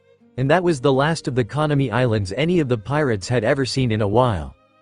Flashback ends. "Yeah," Nami said in a distant tone. "I am lucky to remember that love is and feel it again. And it is all thanks to my captain, my man, my Luffy." Alvida smiled to see that Nami was now filled with nothing but pure happiness, instead of fear-kept secrets and painful memories. "But it is too bad that you got him first," Alvida suddenly said. "I mean that I wanted to be his girlfriend after how he had given me what I really wanted more than anything in the world, and even gave me a lifelong dream. I love him too," she said while Nami looked more conflicted than angry. "What is wrong? Did I make you feel crushed?" "No, I did. There was this to Luffy that I still haven't decided," Nami said in an encrypted tone. "If I decide yes, then you will be able to date Luffy as well as me. But the captain couldn't give his word without harming my own feelings, so it is all in my word." Alvida really didn't know what is going on, but she knew better not to. And that was when Nejico had come out of the salon with her hair dyed into a sky blue, and her tattoos were now more like a tangerine grove with windmills on a few of the vine ends. "Looking pretty nice, Nejico." "Thanks, sister.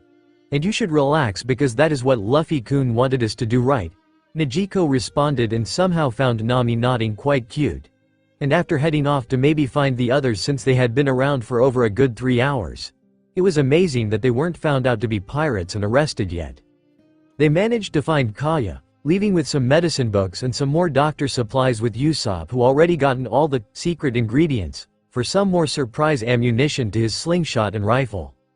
He also had gotten some kind of headgear with scopes that can be easily adjusted for long-range shooting, and it rested perfectly on Usopp's head cap. Then they managed to find Sanji, who had Jin help him with the food he discovered in the market and with some kind of giant fish. And finally, they ran into Zoro, who had 2 new swords in hand already.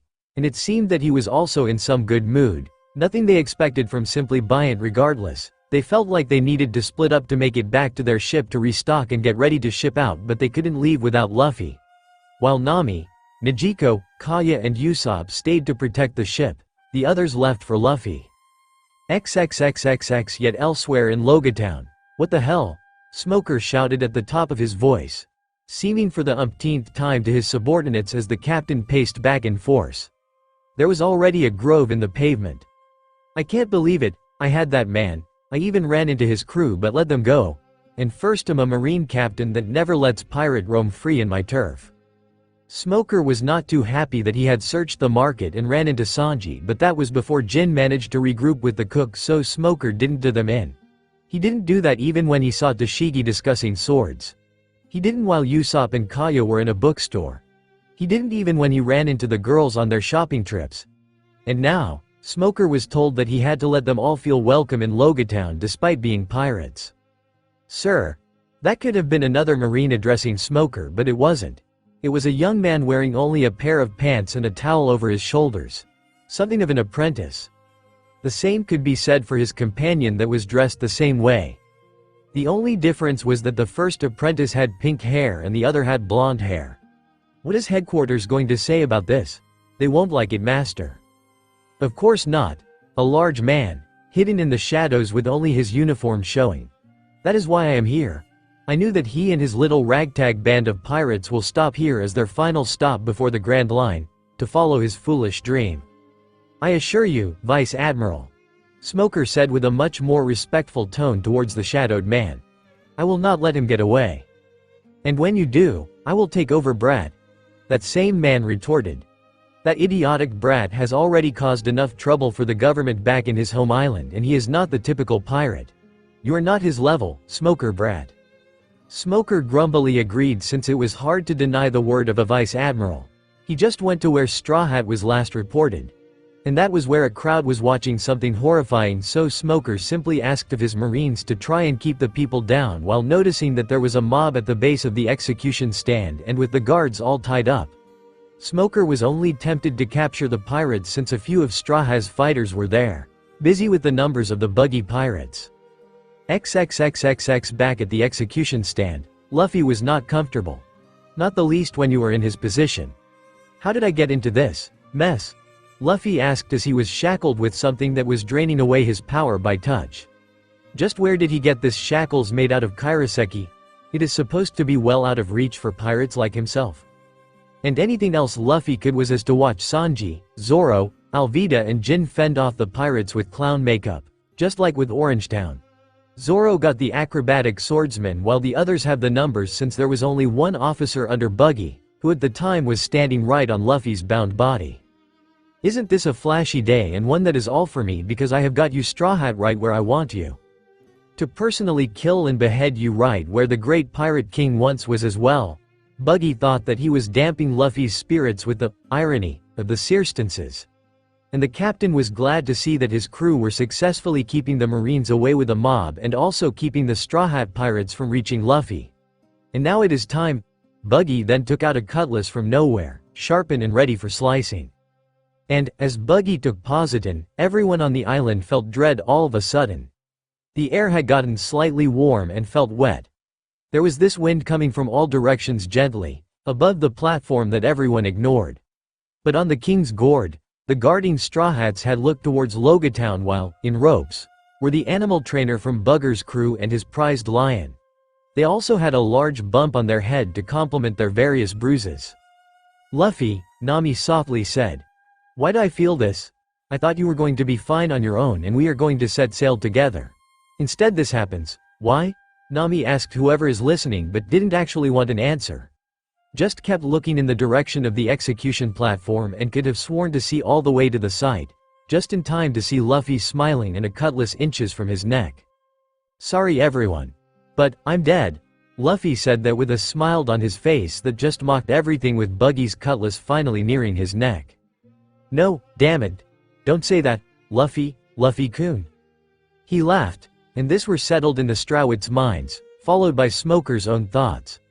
But then came that stray thunderbolt followed by a rainstorm that had stopped Buggy from beheading Luffy.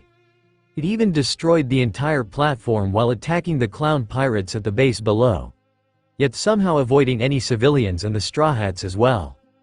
"Ha ha ha." Luffy laughed as he picked himself from the ground of the destroyed platform with only dusting and slight bursts. "Sorry about that, guys. Seriously, I thought I was going to die," Luffy said, strangely for a man who was saved by a stray bolt of lightning and only survived because being rubber had allowed the sheer electricity to flow off the body instead of harming it. "Just what kind of captain do we have?"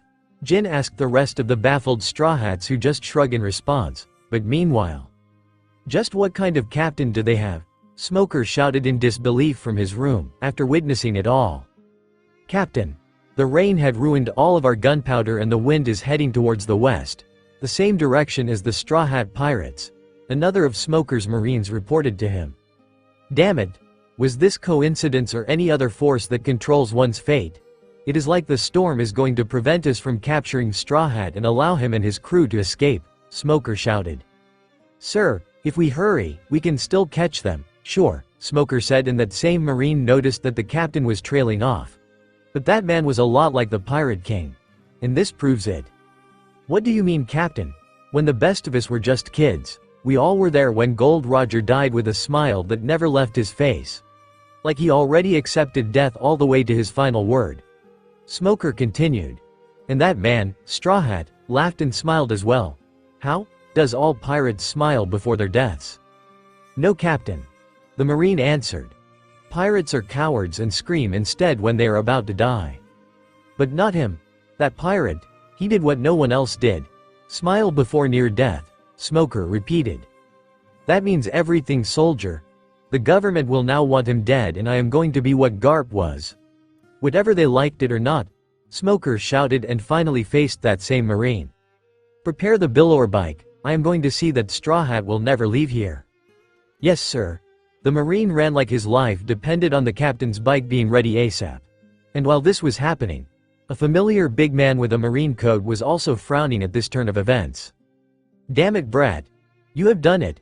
You have proven yourself a threat to the world as a holder of the D," he shouted, which surprisingly, no one paid any attention to. "You can't escape, family brat. I will get you to be a Marine if I will have to die doing it." The man then charged into the rain to the west, following the wind. XXXXX. Glad you guys came or I will have to bulldoze myself through that army all by myself. What a waste of good time. Luffy remarked, and his crew weren't really appreciating it. They had to pass Tashigi, who was clumsily debating to aid or stop her big brother, so it was easy to move around her. While only wasting a second of there would have known that the Red Nose was about to ambush you, Captain. "With your haki, of course," Alvida shouted, but Luffy just nodded. "Yeah, I need to sharpen up my Kenbunshoku haki and my instincts." That clown face had managed to hide his haki signature so it didn't appear on my radar. Luffy said. "Guess that even the blackest of sheep can hold diamonds. Too bad he is still a coward." "Just what do you know about Big Nose, Captain?" Jin asked, as it is what the whole crew wanted to know as well. But they never got their answer that evening when. "Not so fast, you brats." The Straw Hats stopped right in front of some man that just suddenly appeared. And it seems that this was no stranger to Luffy, who started to shake a little in fear. "What the hell were you think of calling your old man as a pirate?" Using a Marine reserved line. "Like you stopped me from being friend with Shanks and eating that accursed fruit. You weren't even there to love me but pound me to the ground for not being as strong as you when you were the same age as I." Luffy shouted back. "Besides, you didn't break Kobe and that idiotic captain's son, right, Grandpa Garp?" "Grandpa," the Straw Hats shouted. Garp is a tall, tanned, broad-chested, muscular old man who is bearded and has a scar over his left eye. His eye colors are blue and his hair gray. He was one of the few to have special shoulder pads. His was black and red, whereas the standard color is blue. I just wish that our family reunion was of better circumstances, Luffy said with sweat down his neck along with the rain, and his hands were nervously holding his blades. But we are in a hurry. I didn't come to see you off to be a lowly pirate like that idiot Shanks, Garp retorted, but didn't say anything else. That was what got the Straw Hats confused, all except for Luffy, that is. But someone else is doing it right, Gramps, Luffy said, and I bet it will nice for you to see your son again. Luffy said, and the Straw Hats all saw that there was someone behind them. A large man with a green cloak covering most of his body. The occasional lighting strikes only showed that this man had some kind of tattoo over the right side of his face. How dare you show yourself here in the East, Blue Brat? Garp suddenly ignored the Straw Hats and focused on this man behind the pirates. Don't be like that, father. I missed you. The feeling isn't mutual, Brat. Not since what you did to your wife and to my grandson Dragon, Garp retorted, but then noticed the sound of steam. In fact, everyone saw that Luffy was suddenly pink in skin color and steam was emitting from some sections of his body. Sorry, Gramps, but I don't want to ruin your chance with your son, so I will move out of your way. Grab on and don't let go, everyone, Luffy shouted, and when his crew grasped on tightly, they all disappeared in a flash of light. But there was this that seemed to be left behind by Luffy. Thanks for the few seconds and goodbye, father. That was to be faint, like in the wind, but both Dragon and Garp heard it clearly. Dragon raced and grabbed his own father by the collar. You told him about me. Dragon was outraged, enough to strike at Garp, who was in shock as well.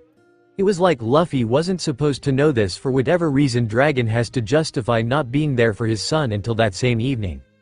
And no, Garp tried to make out all this, but at least, the Straw Hats managed to get to their ship. Meanwhile, Smoker was in shock himself. Is that why the boy smiled? Because he knew that his father will not let him die. Smoker tried to make something out of this.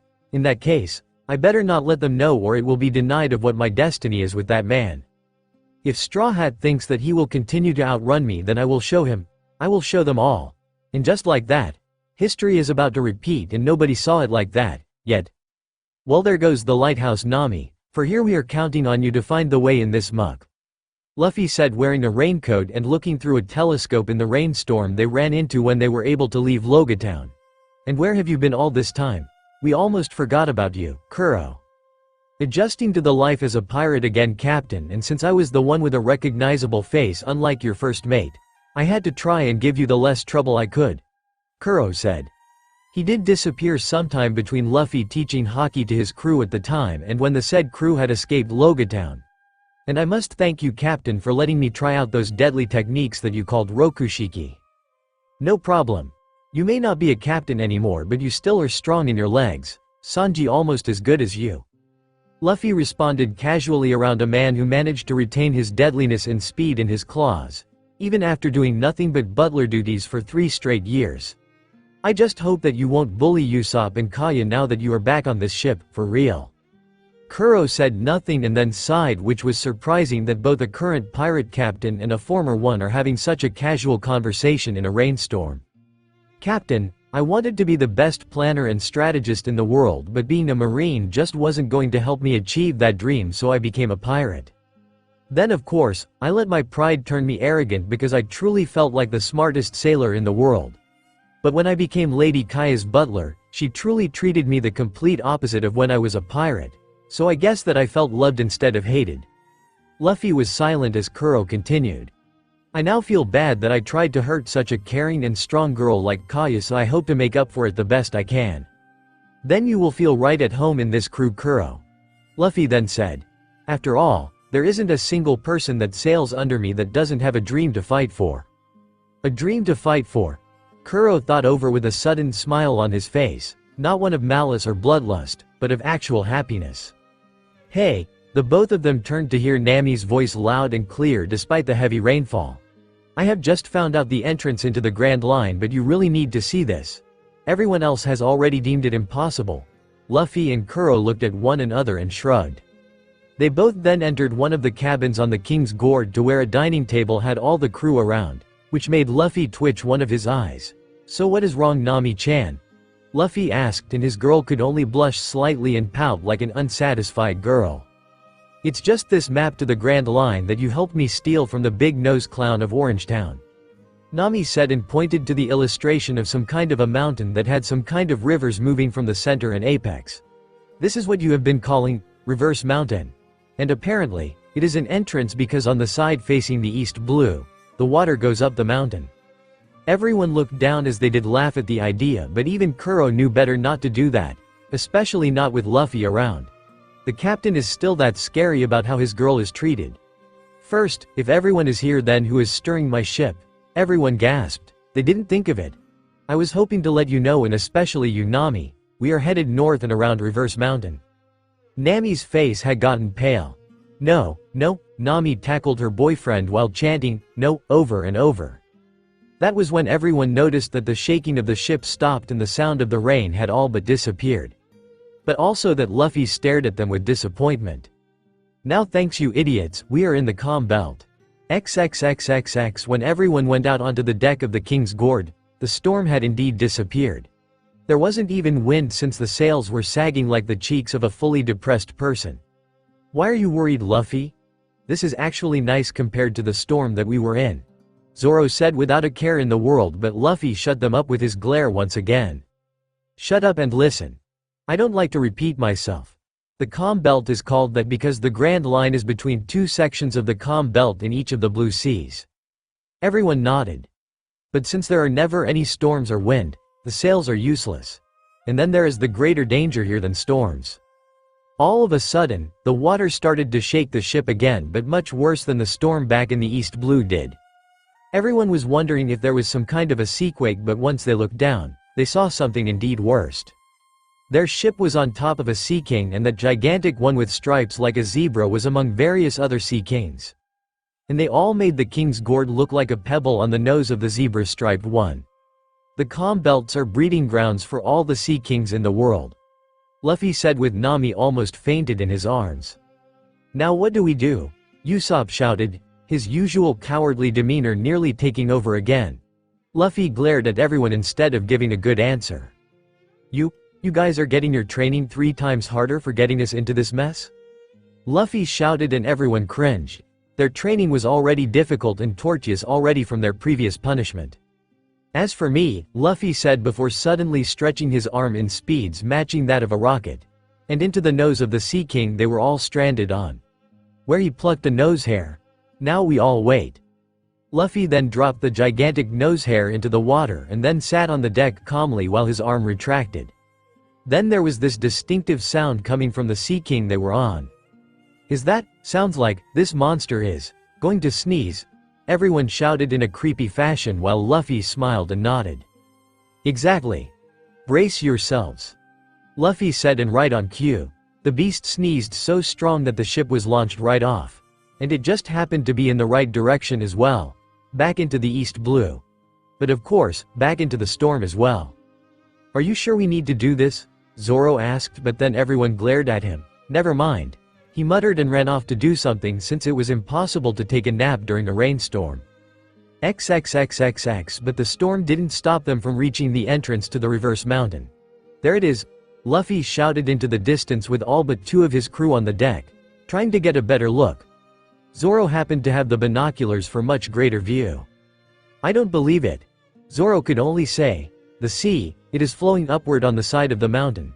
And pretty soon, the rest of the crew spoke in similar responses. All except for Luffy, who could only smirk at the sight of the entrance until he spotted something off. Hey, we are going to crash into the gate.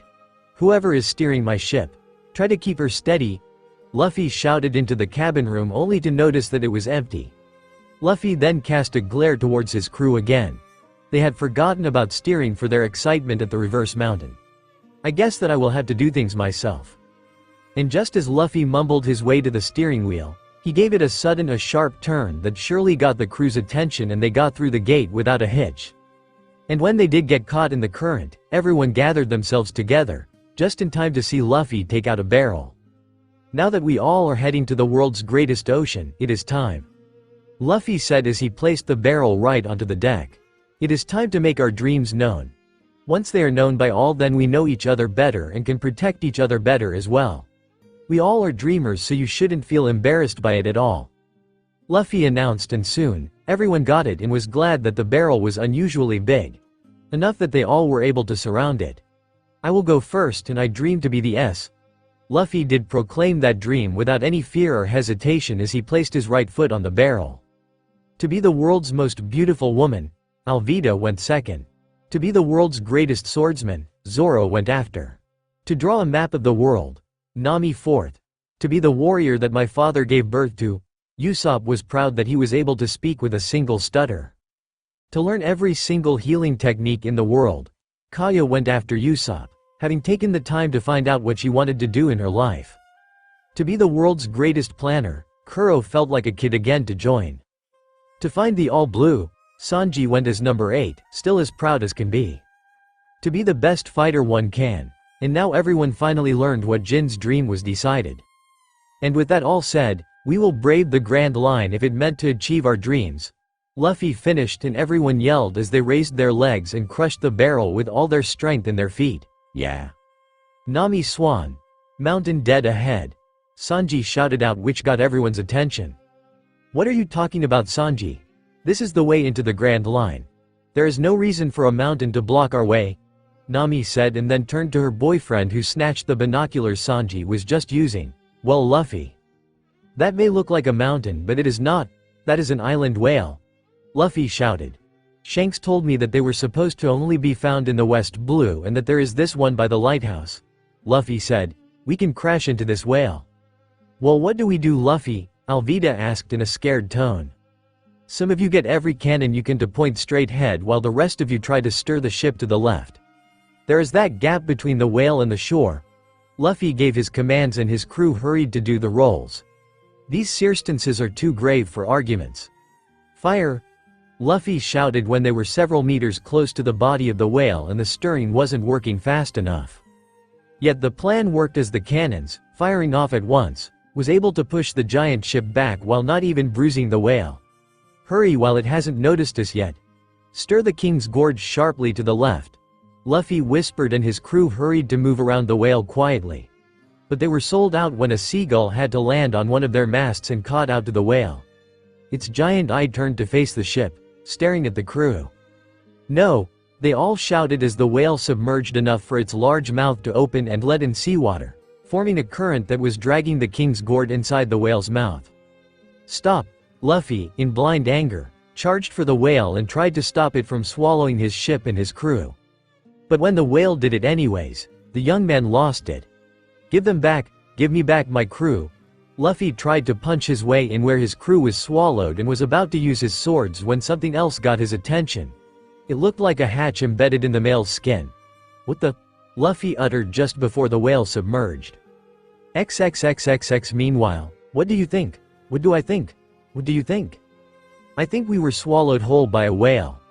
If that is true, then the crew were having this little conversation because they thought they will be in the stomach of a whale. But instead, there was still a blue sky while the sea was a little green-red and really reeked. Then there was this house on an island with a miniature one that had a beach chair and side table laid out. What is this? I don't know.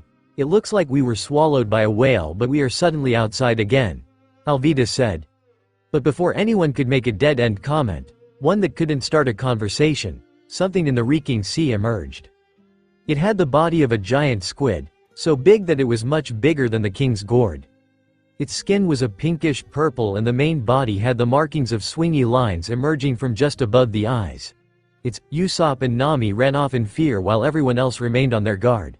A great big squid. But the Straw Hats soon found their fixed stance, ready to fight, was unnecessary. When the door in the house suddenly opened and out of came 3 harpoons, each attached to a rope. And the harpoons moved so fast that the giant squid near saw them coming until it was pierced from the back to the front in one stroke. Wow! Did that person save us or just went fishing? Zoro asked a good question and readied himself for the monster that slayed that squid very easily until... It's a flower, Sanji suddenly said, much to everyone's surprise and disbelief. XXXXX. What kind of whale is this? Luffy said as he was walking through a tunnel of sorts that looked crudely made with patches of wood and steel everywhere on the walls.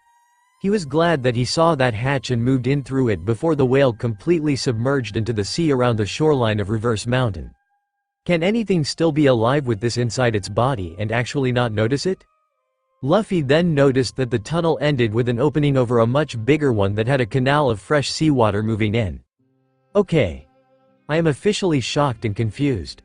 Then Luffy noticed that the tunnel was getting little inclined, so much that he felt himself slipping on the slippery surface, with no way of stopping.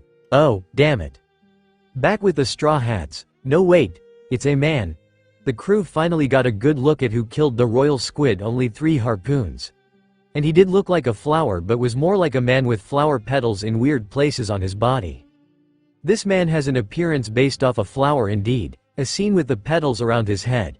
He has a rather stocky and muscular body, is bald on the top of his head, but with white hair with yellow flower petal-like things, that have purple near the bottom of them, and a white beard that splits in 2 parts. His lower lip is noticeably larger than his upper. He wears a pink shirt with a yellow and green stripe with purple circles in the yellow along with bluish-gray shorts with sandals.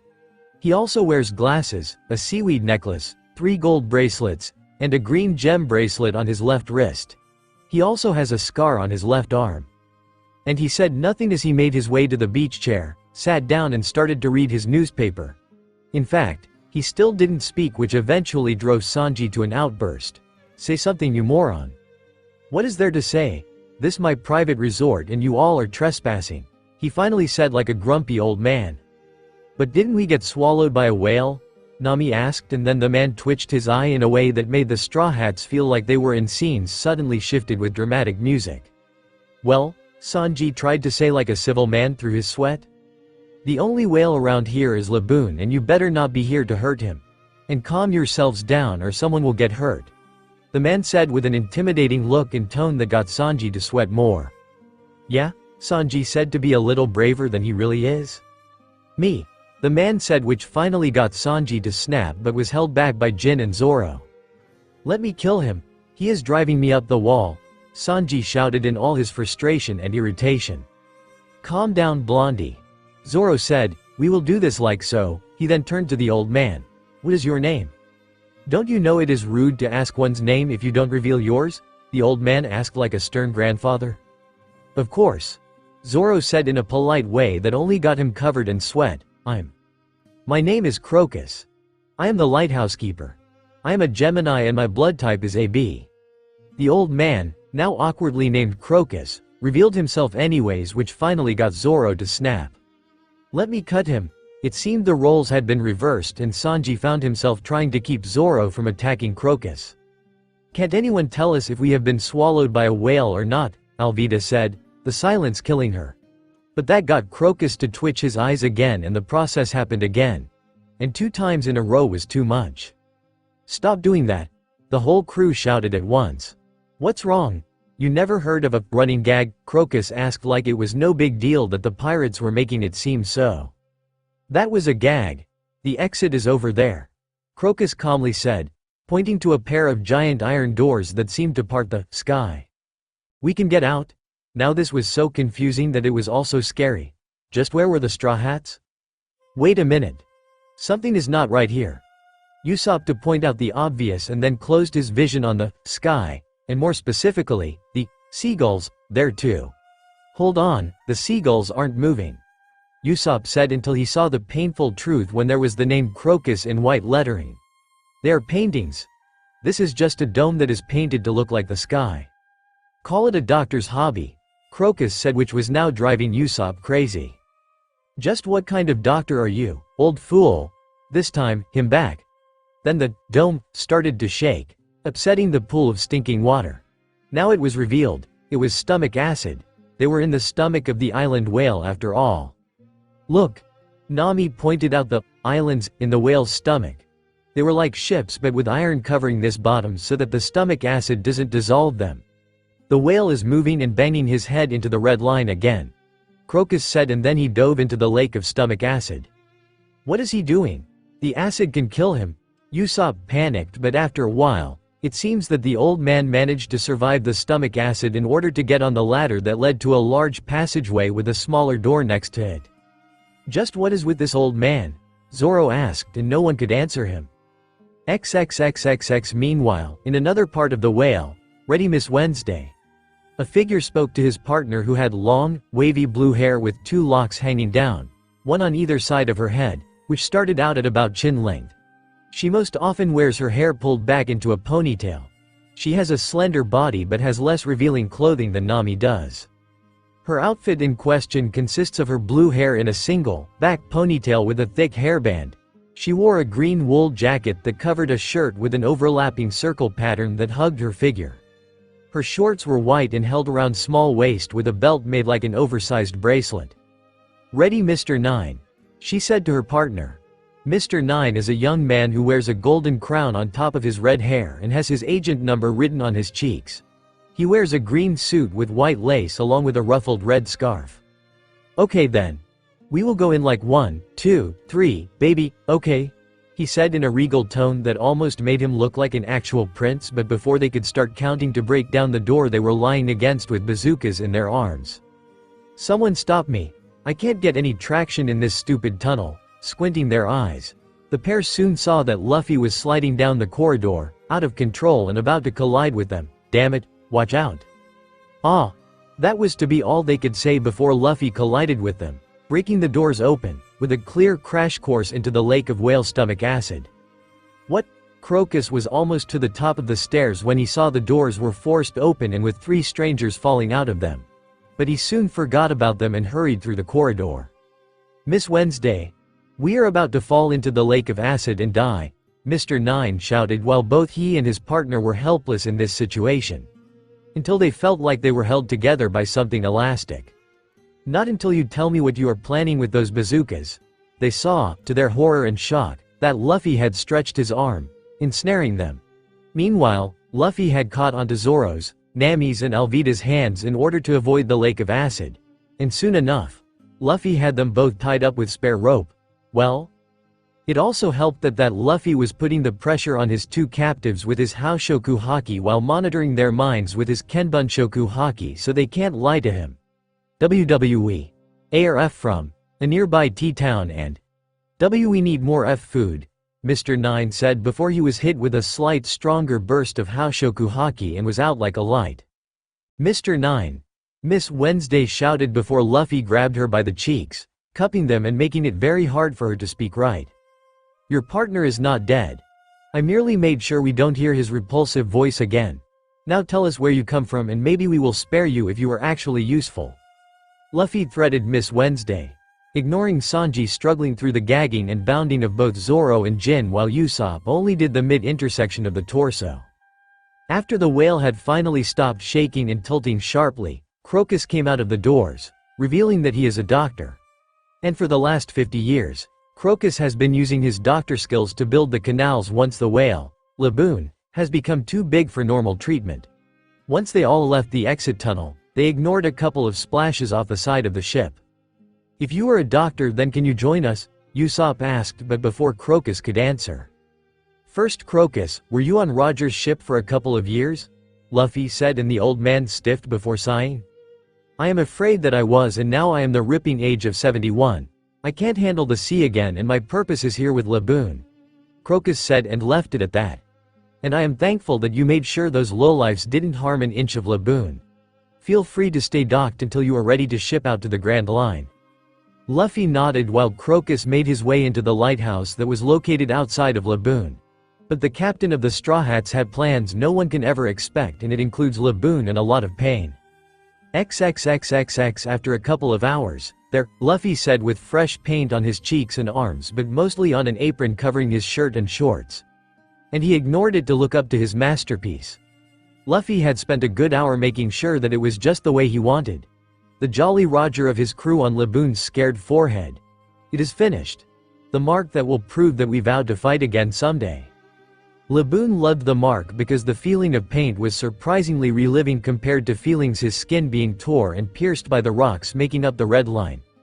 "Now you will have to promise me to no longer bashing into the red line, so that mark won't even have a scratch when we return from our journey in the Grand Line. I know you will keep that promise, Laboon."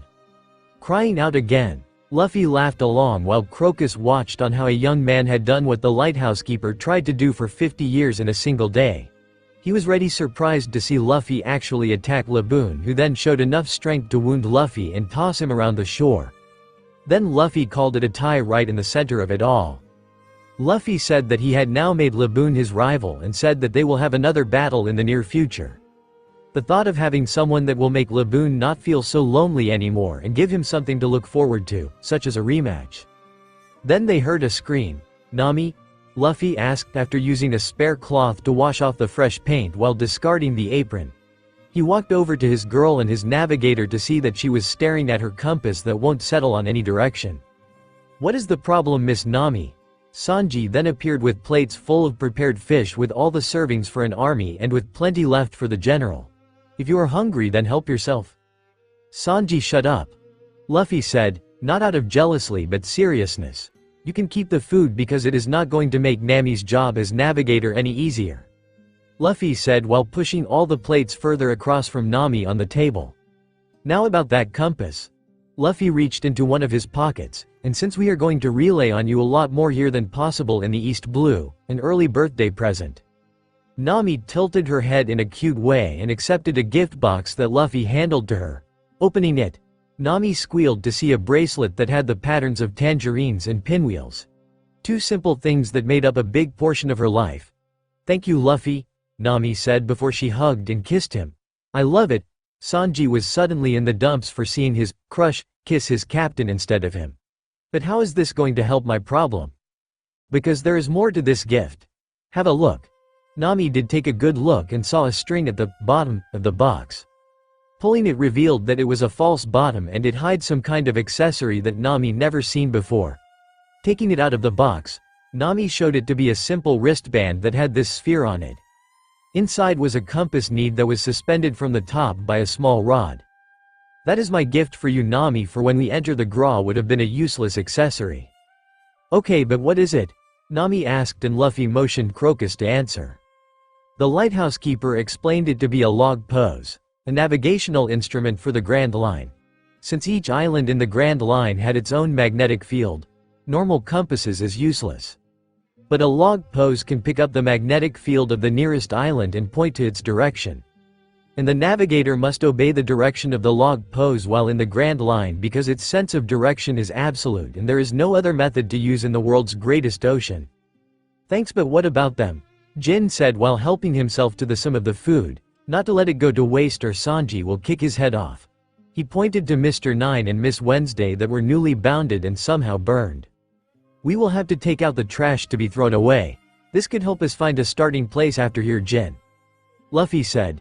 "So we will follow their instructions to this Whiskey Peak and figure out how much time we need to spend there, to find the next island. Understand?" "Aye aye." The crew shouted and looked into the horizon that was the Grand Line while Laboon and Crocus waved their farewells, wishing them the best of luck. Because luck could be one's savior or one's doom here in the Grand Line. But then again, luck is as unpredictable as the very ocean. End of chapter 10.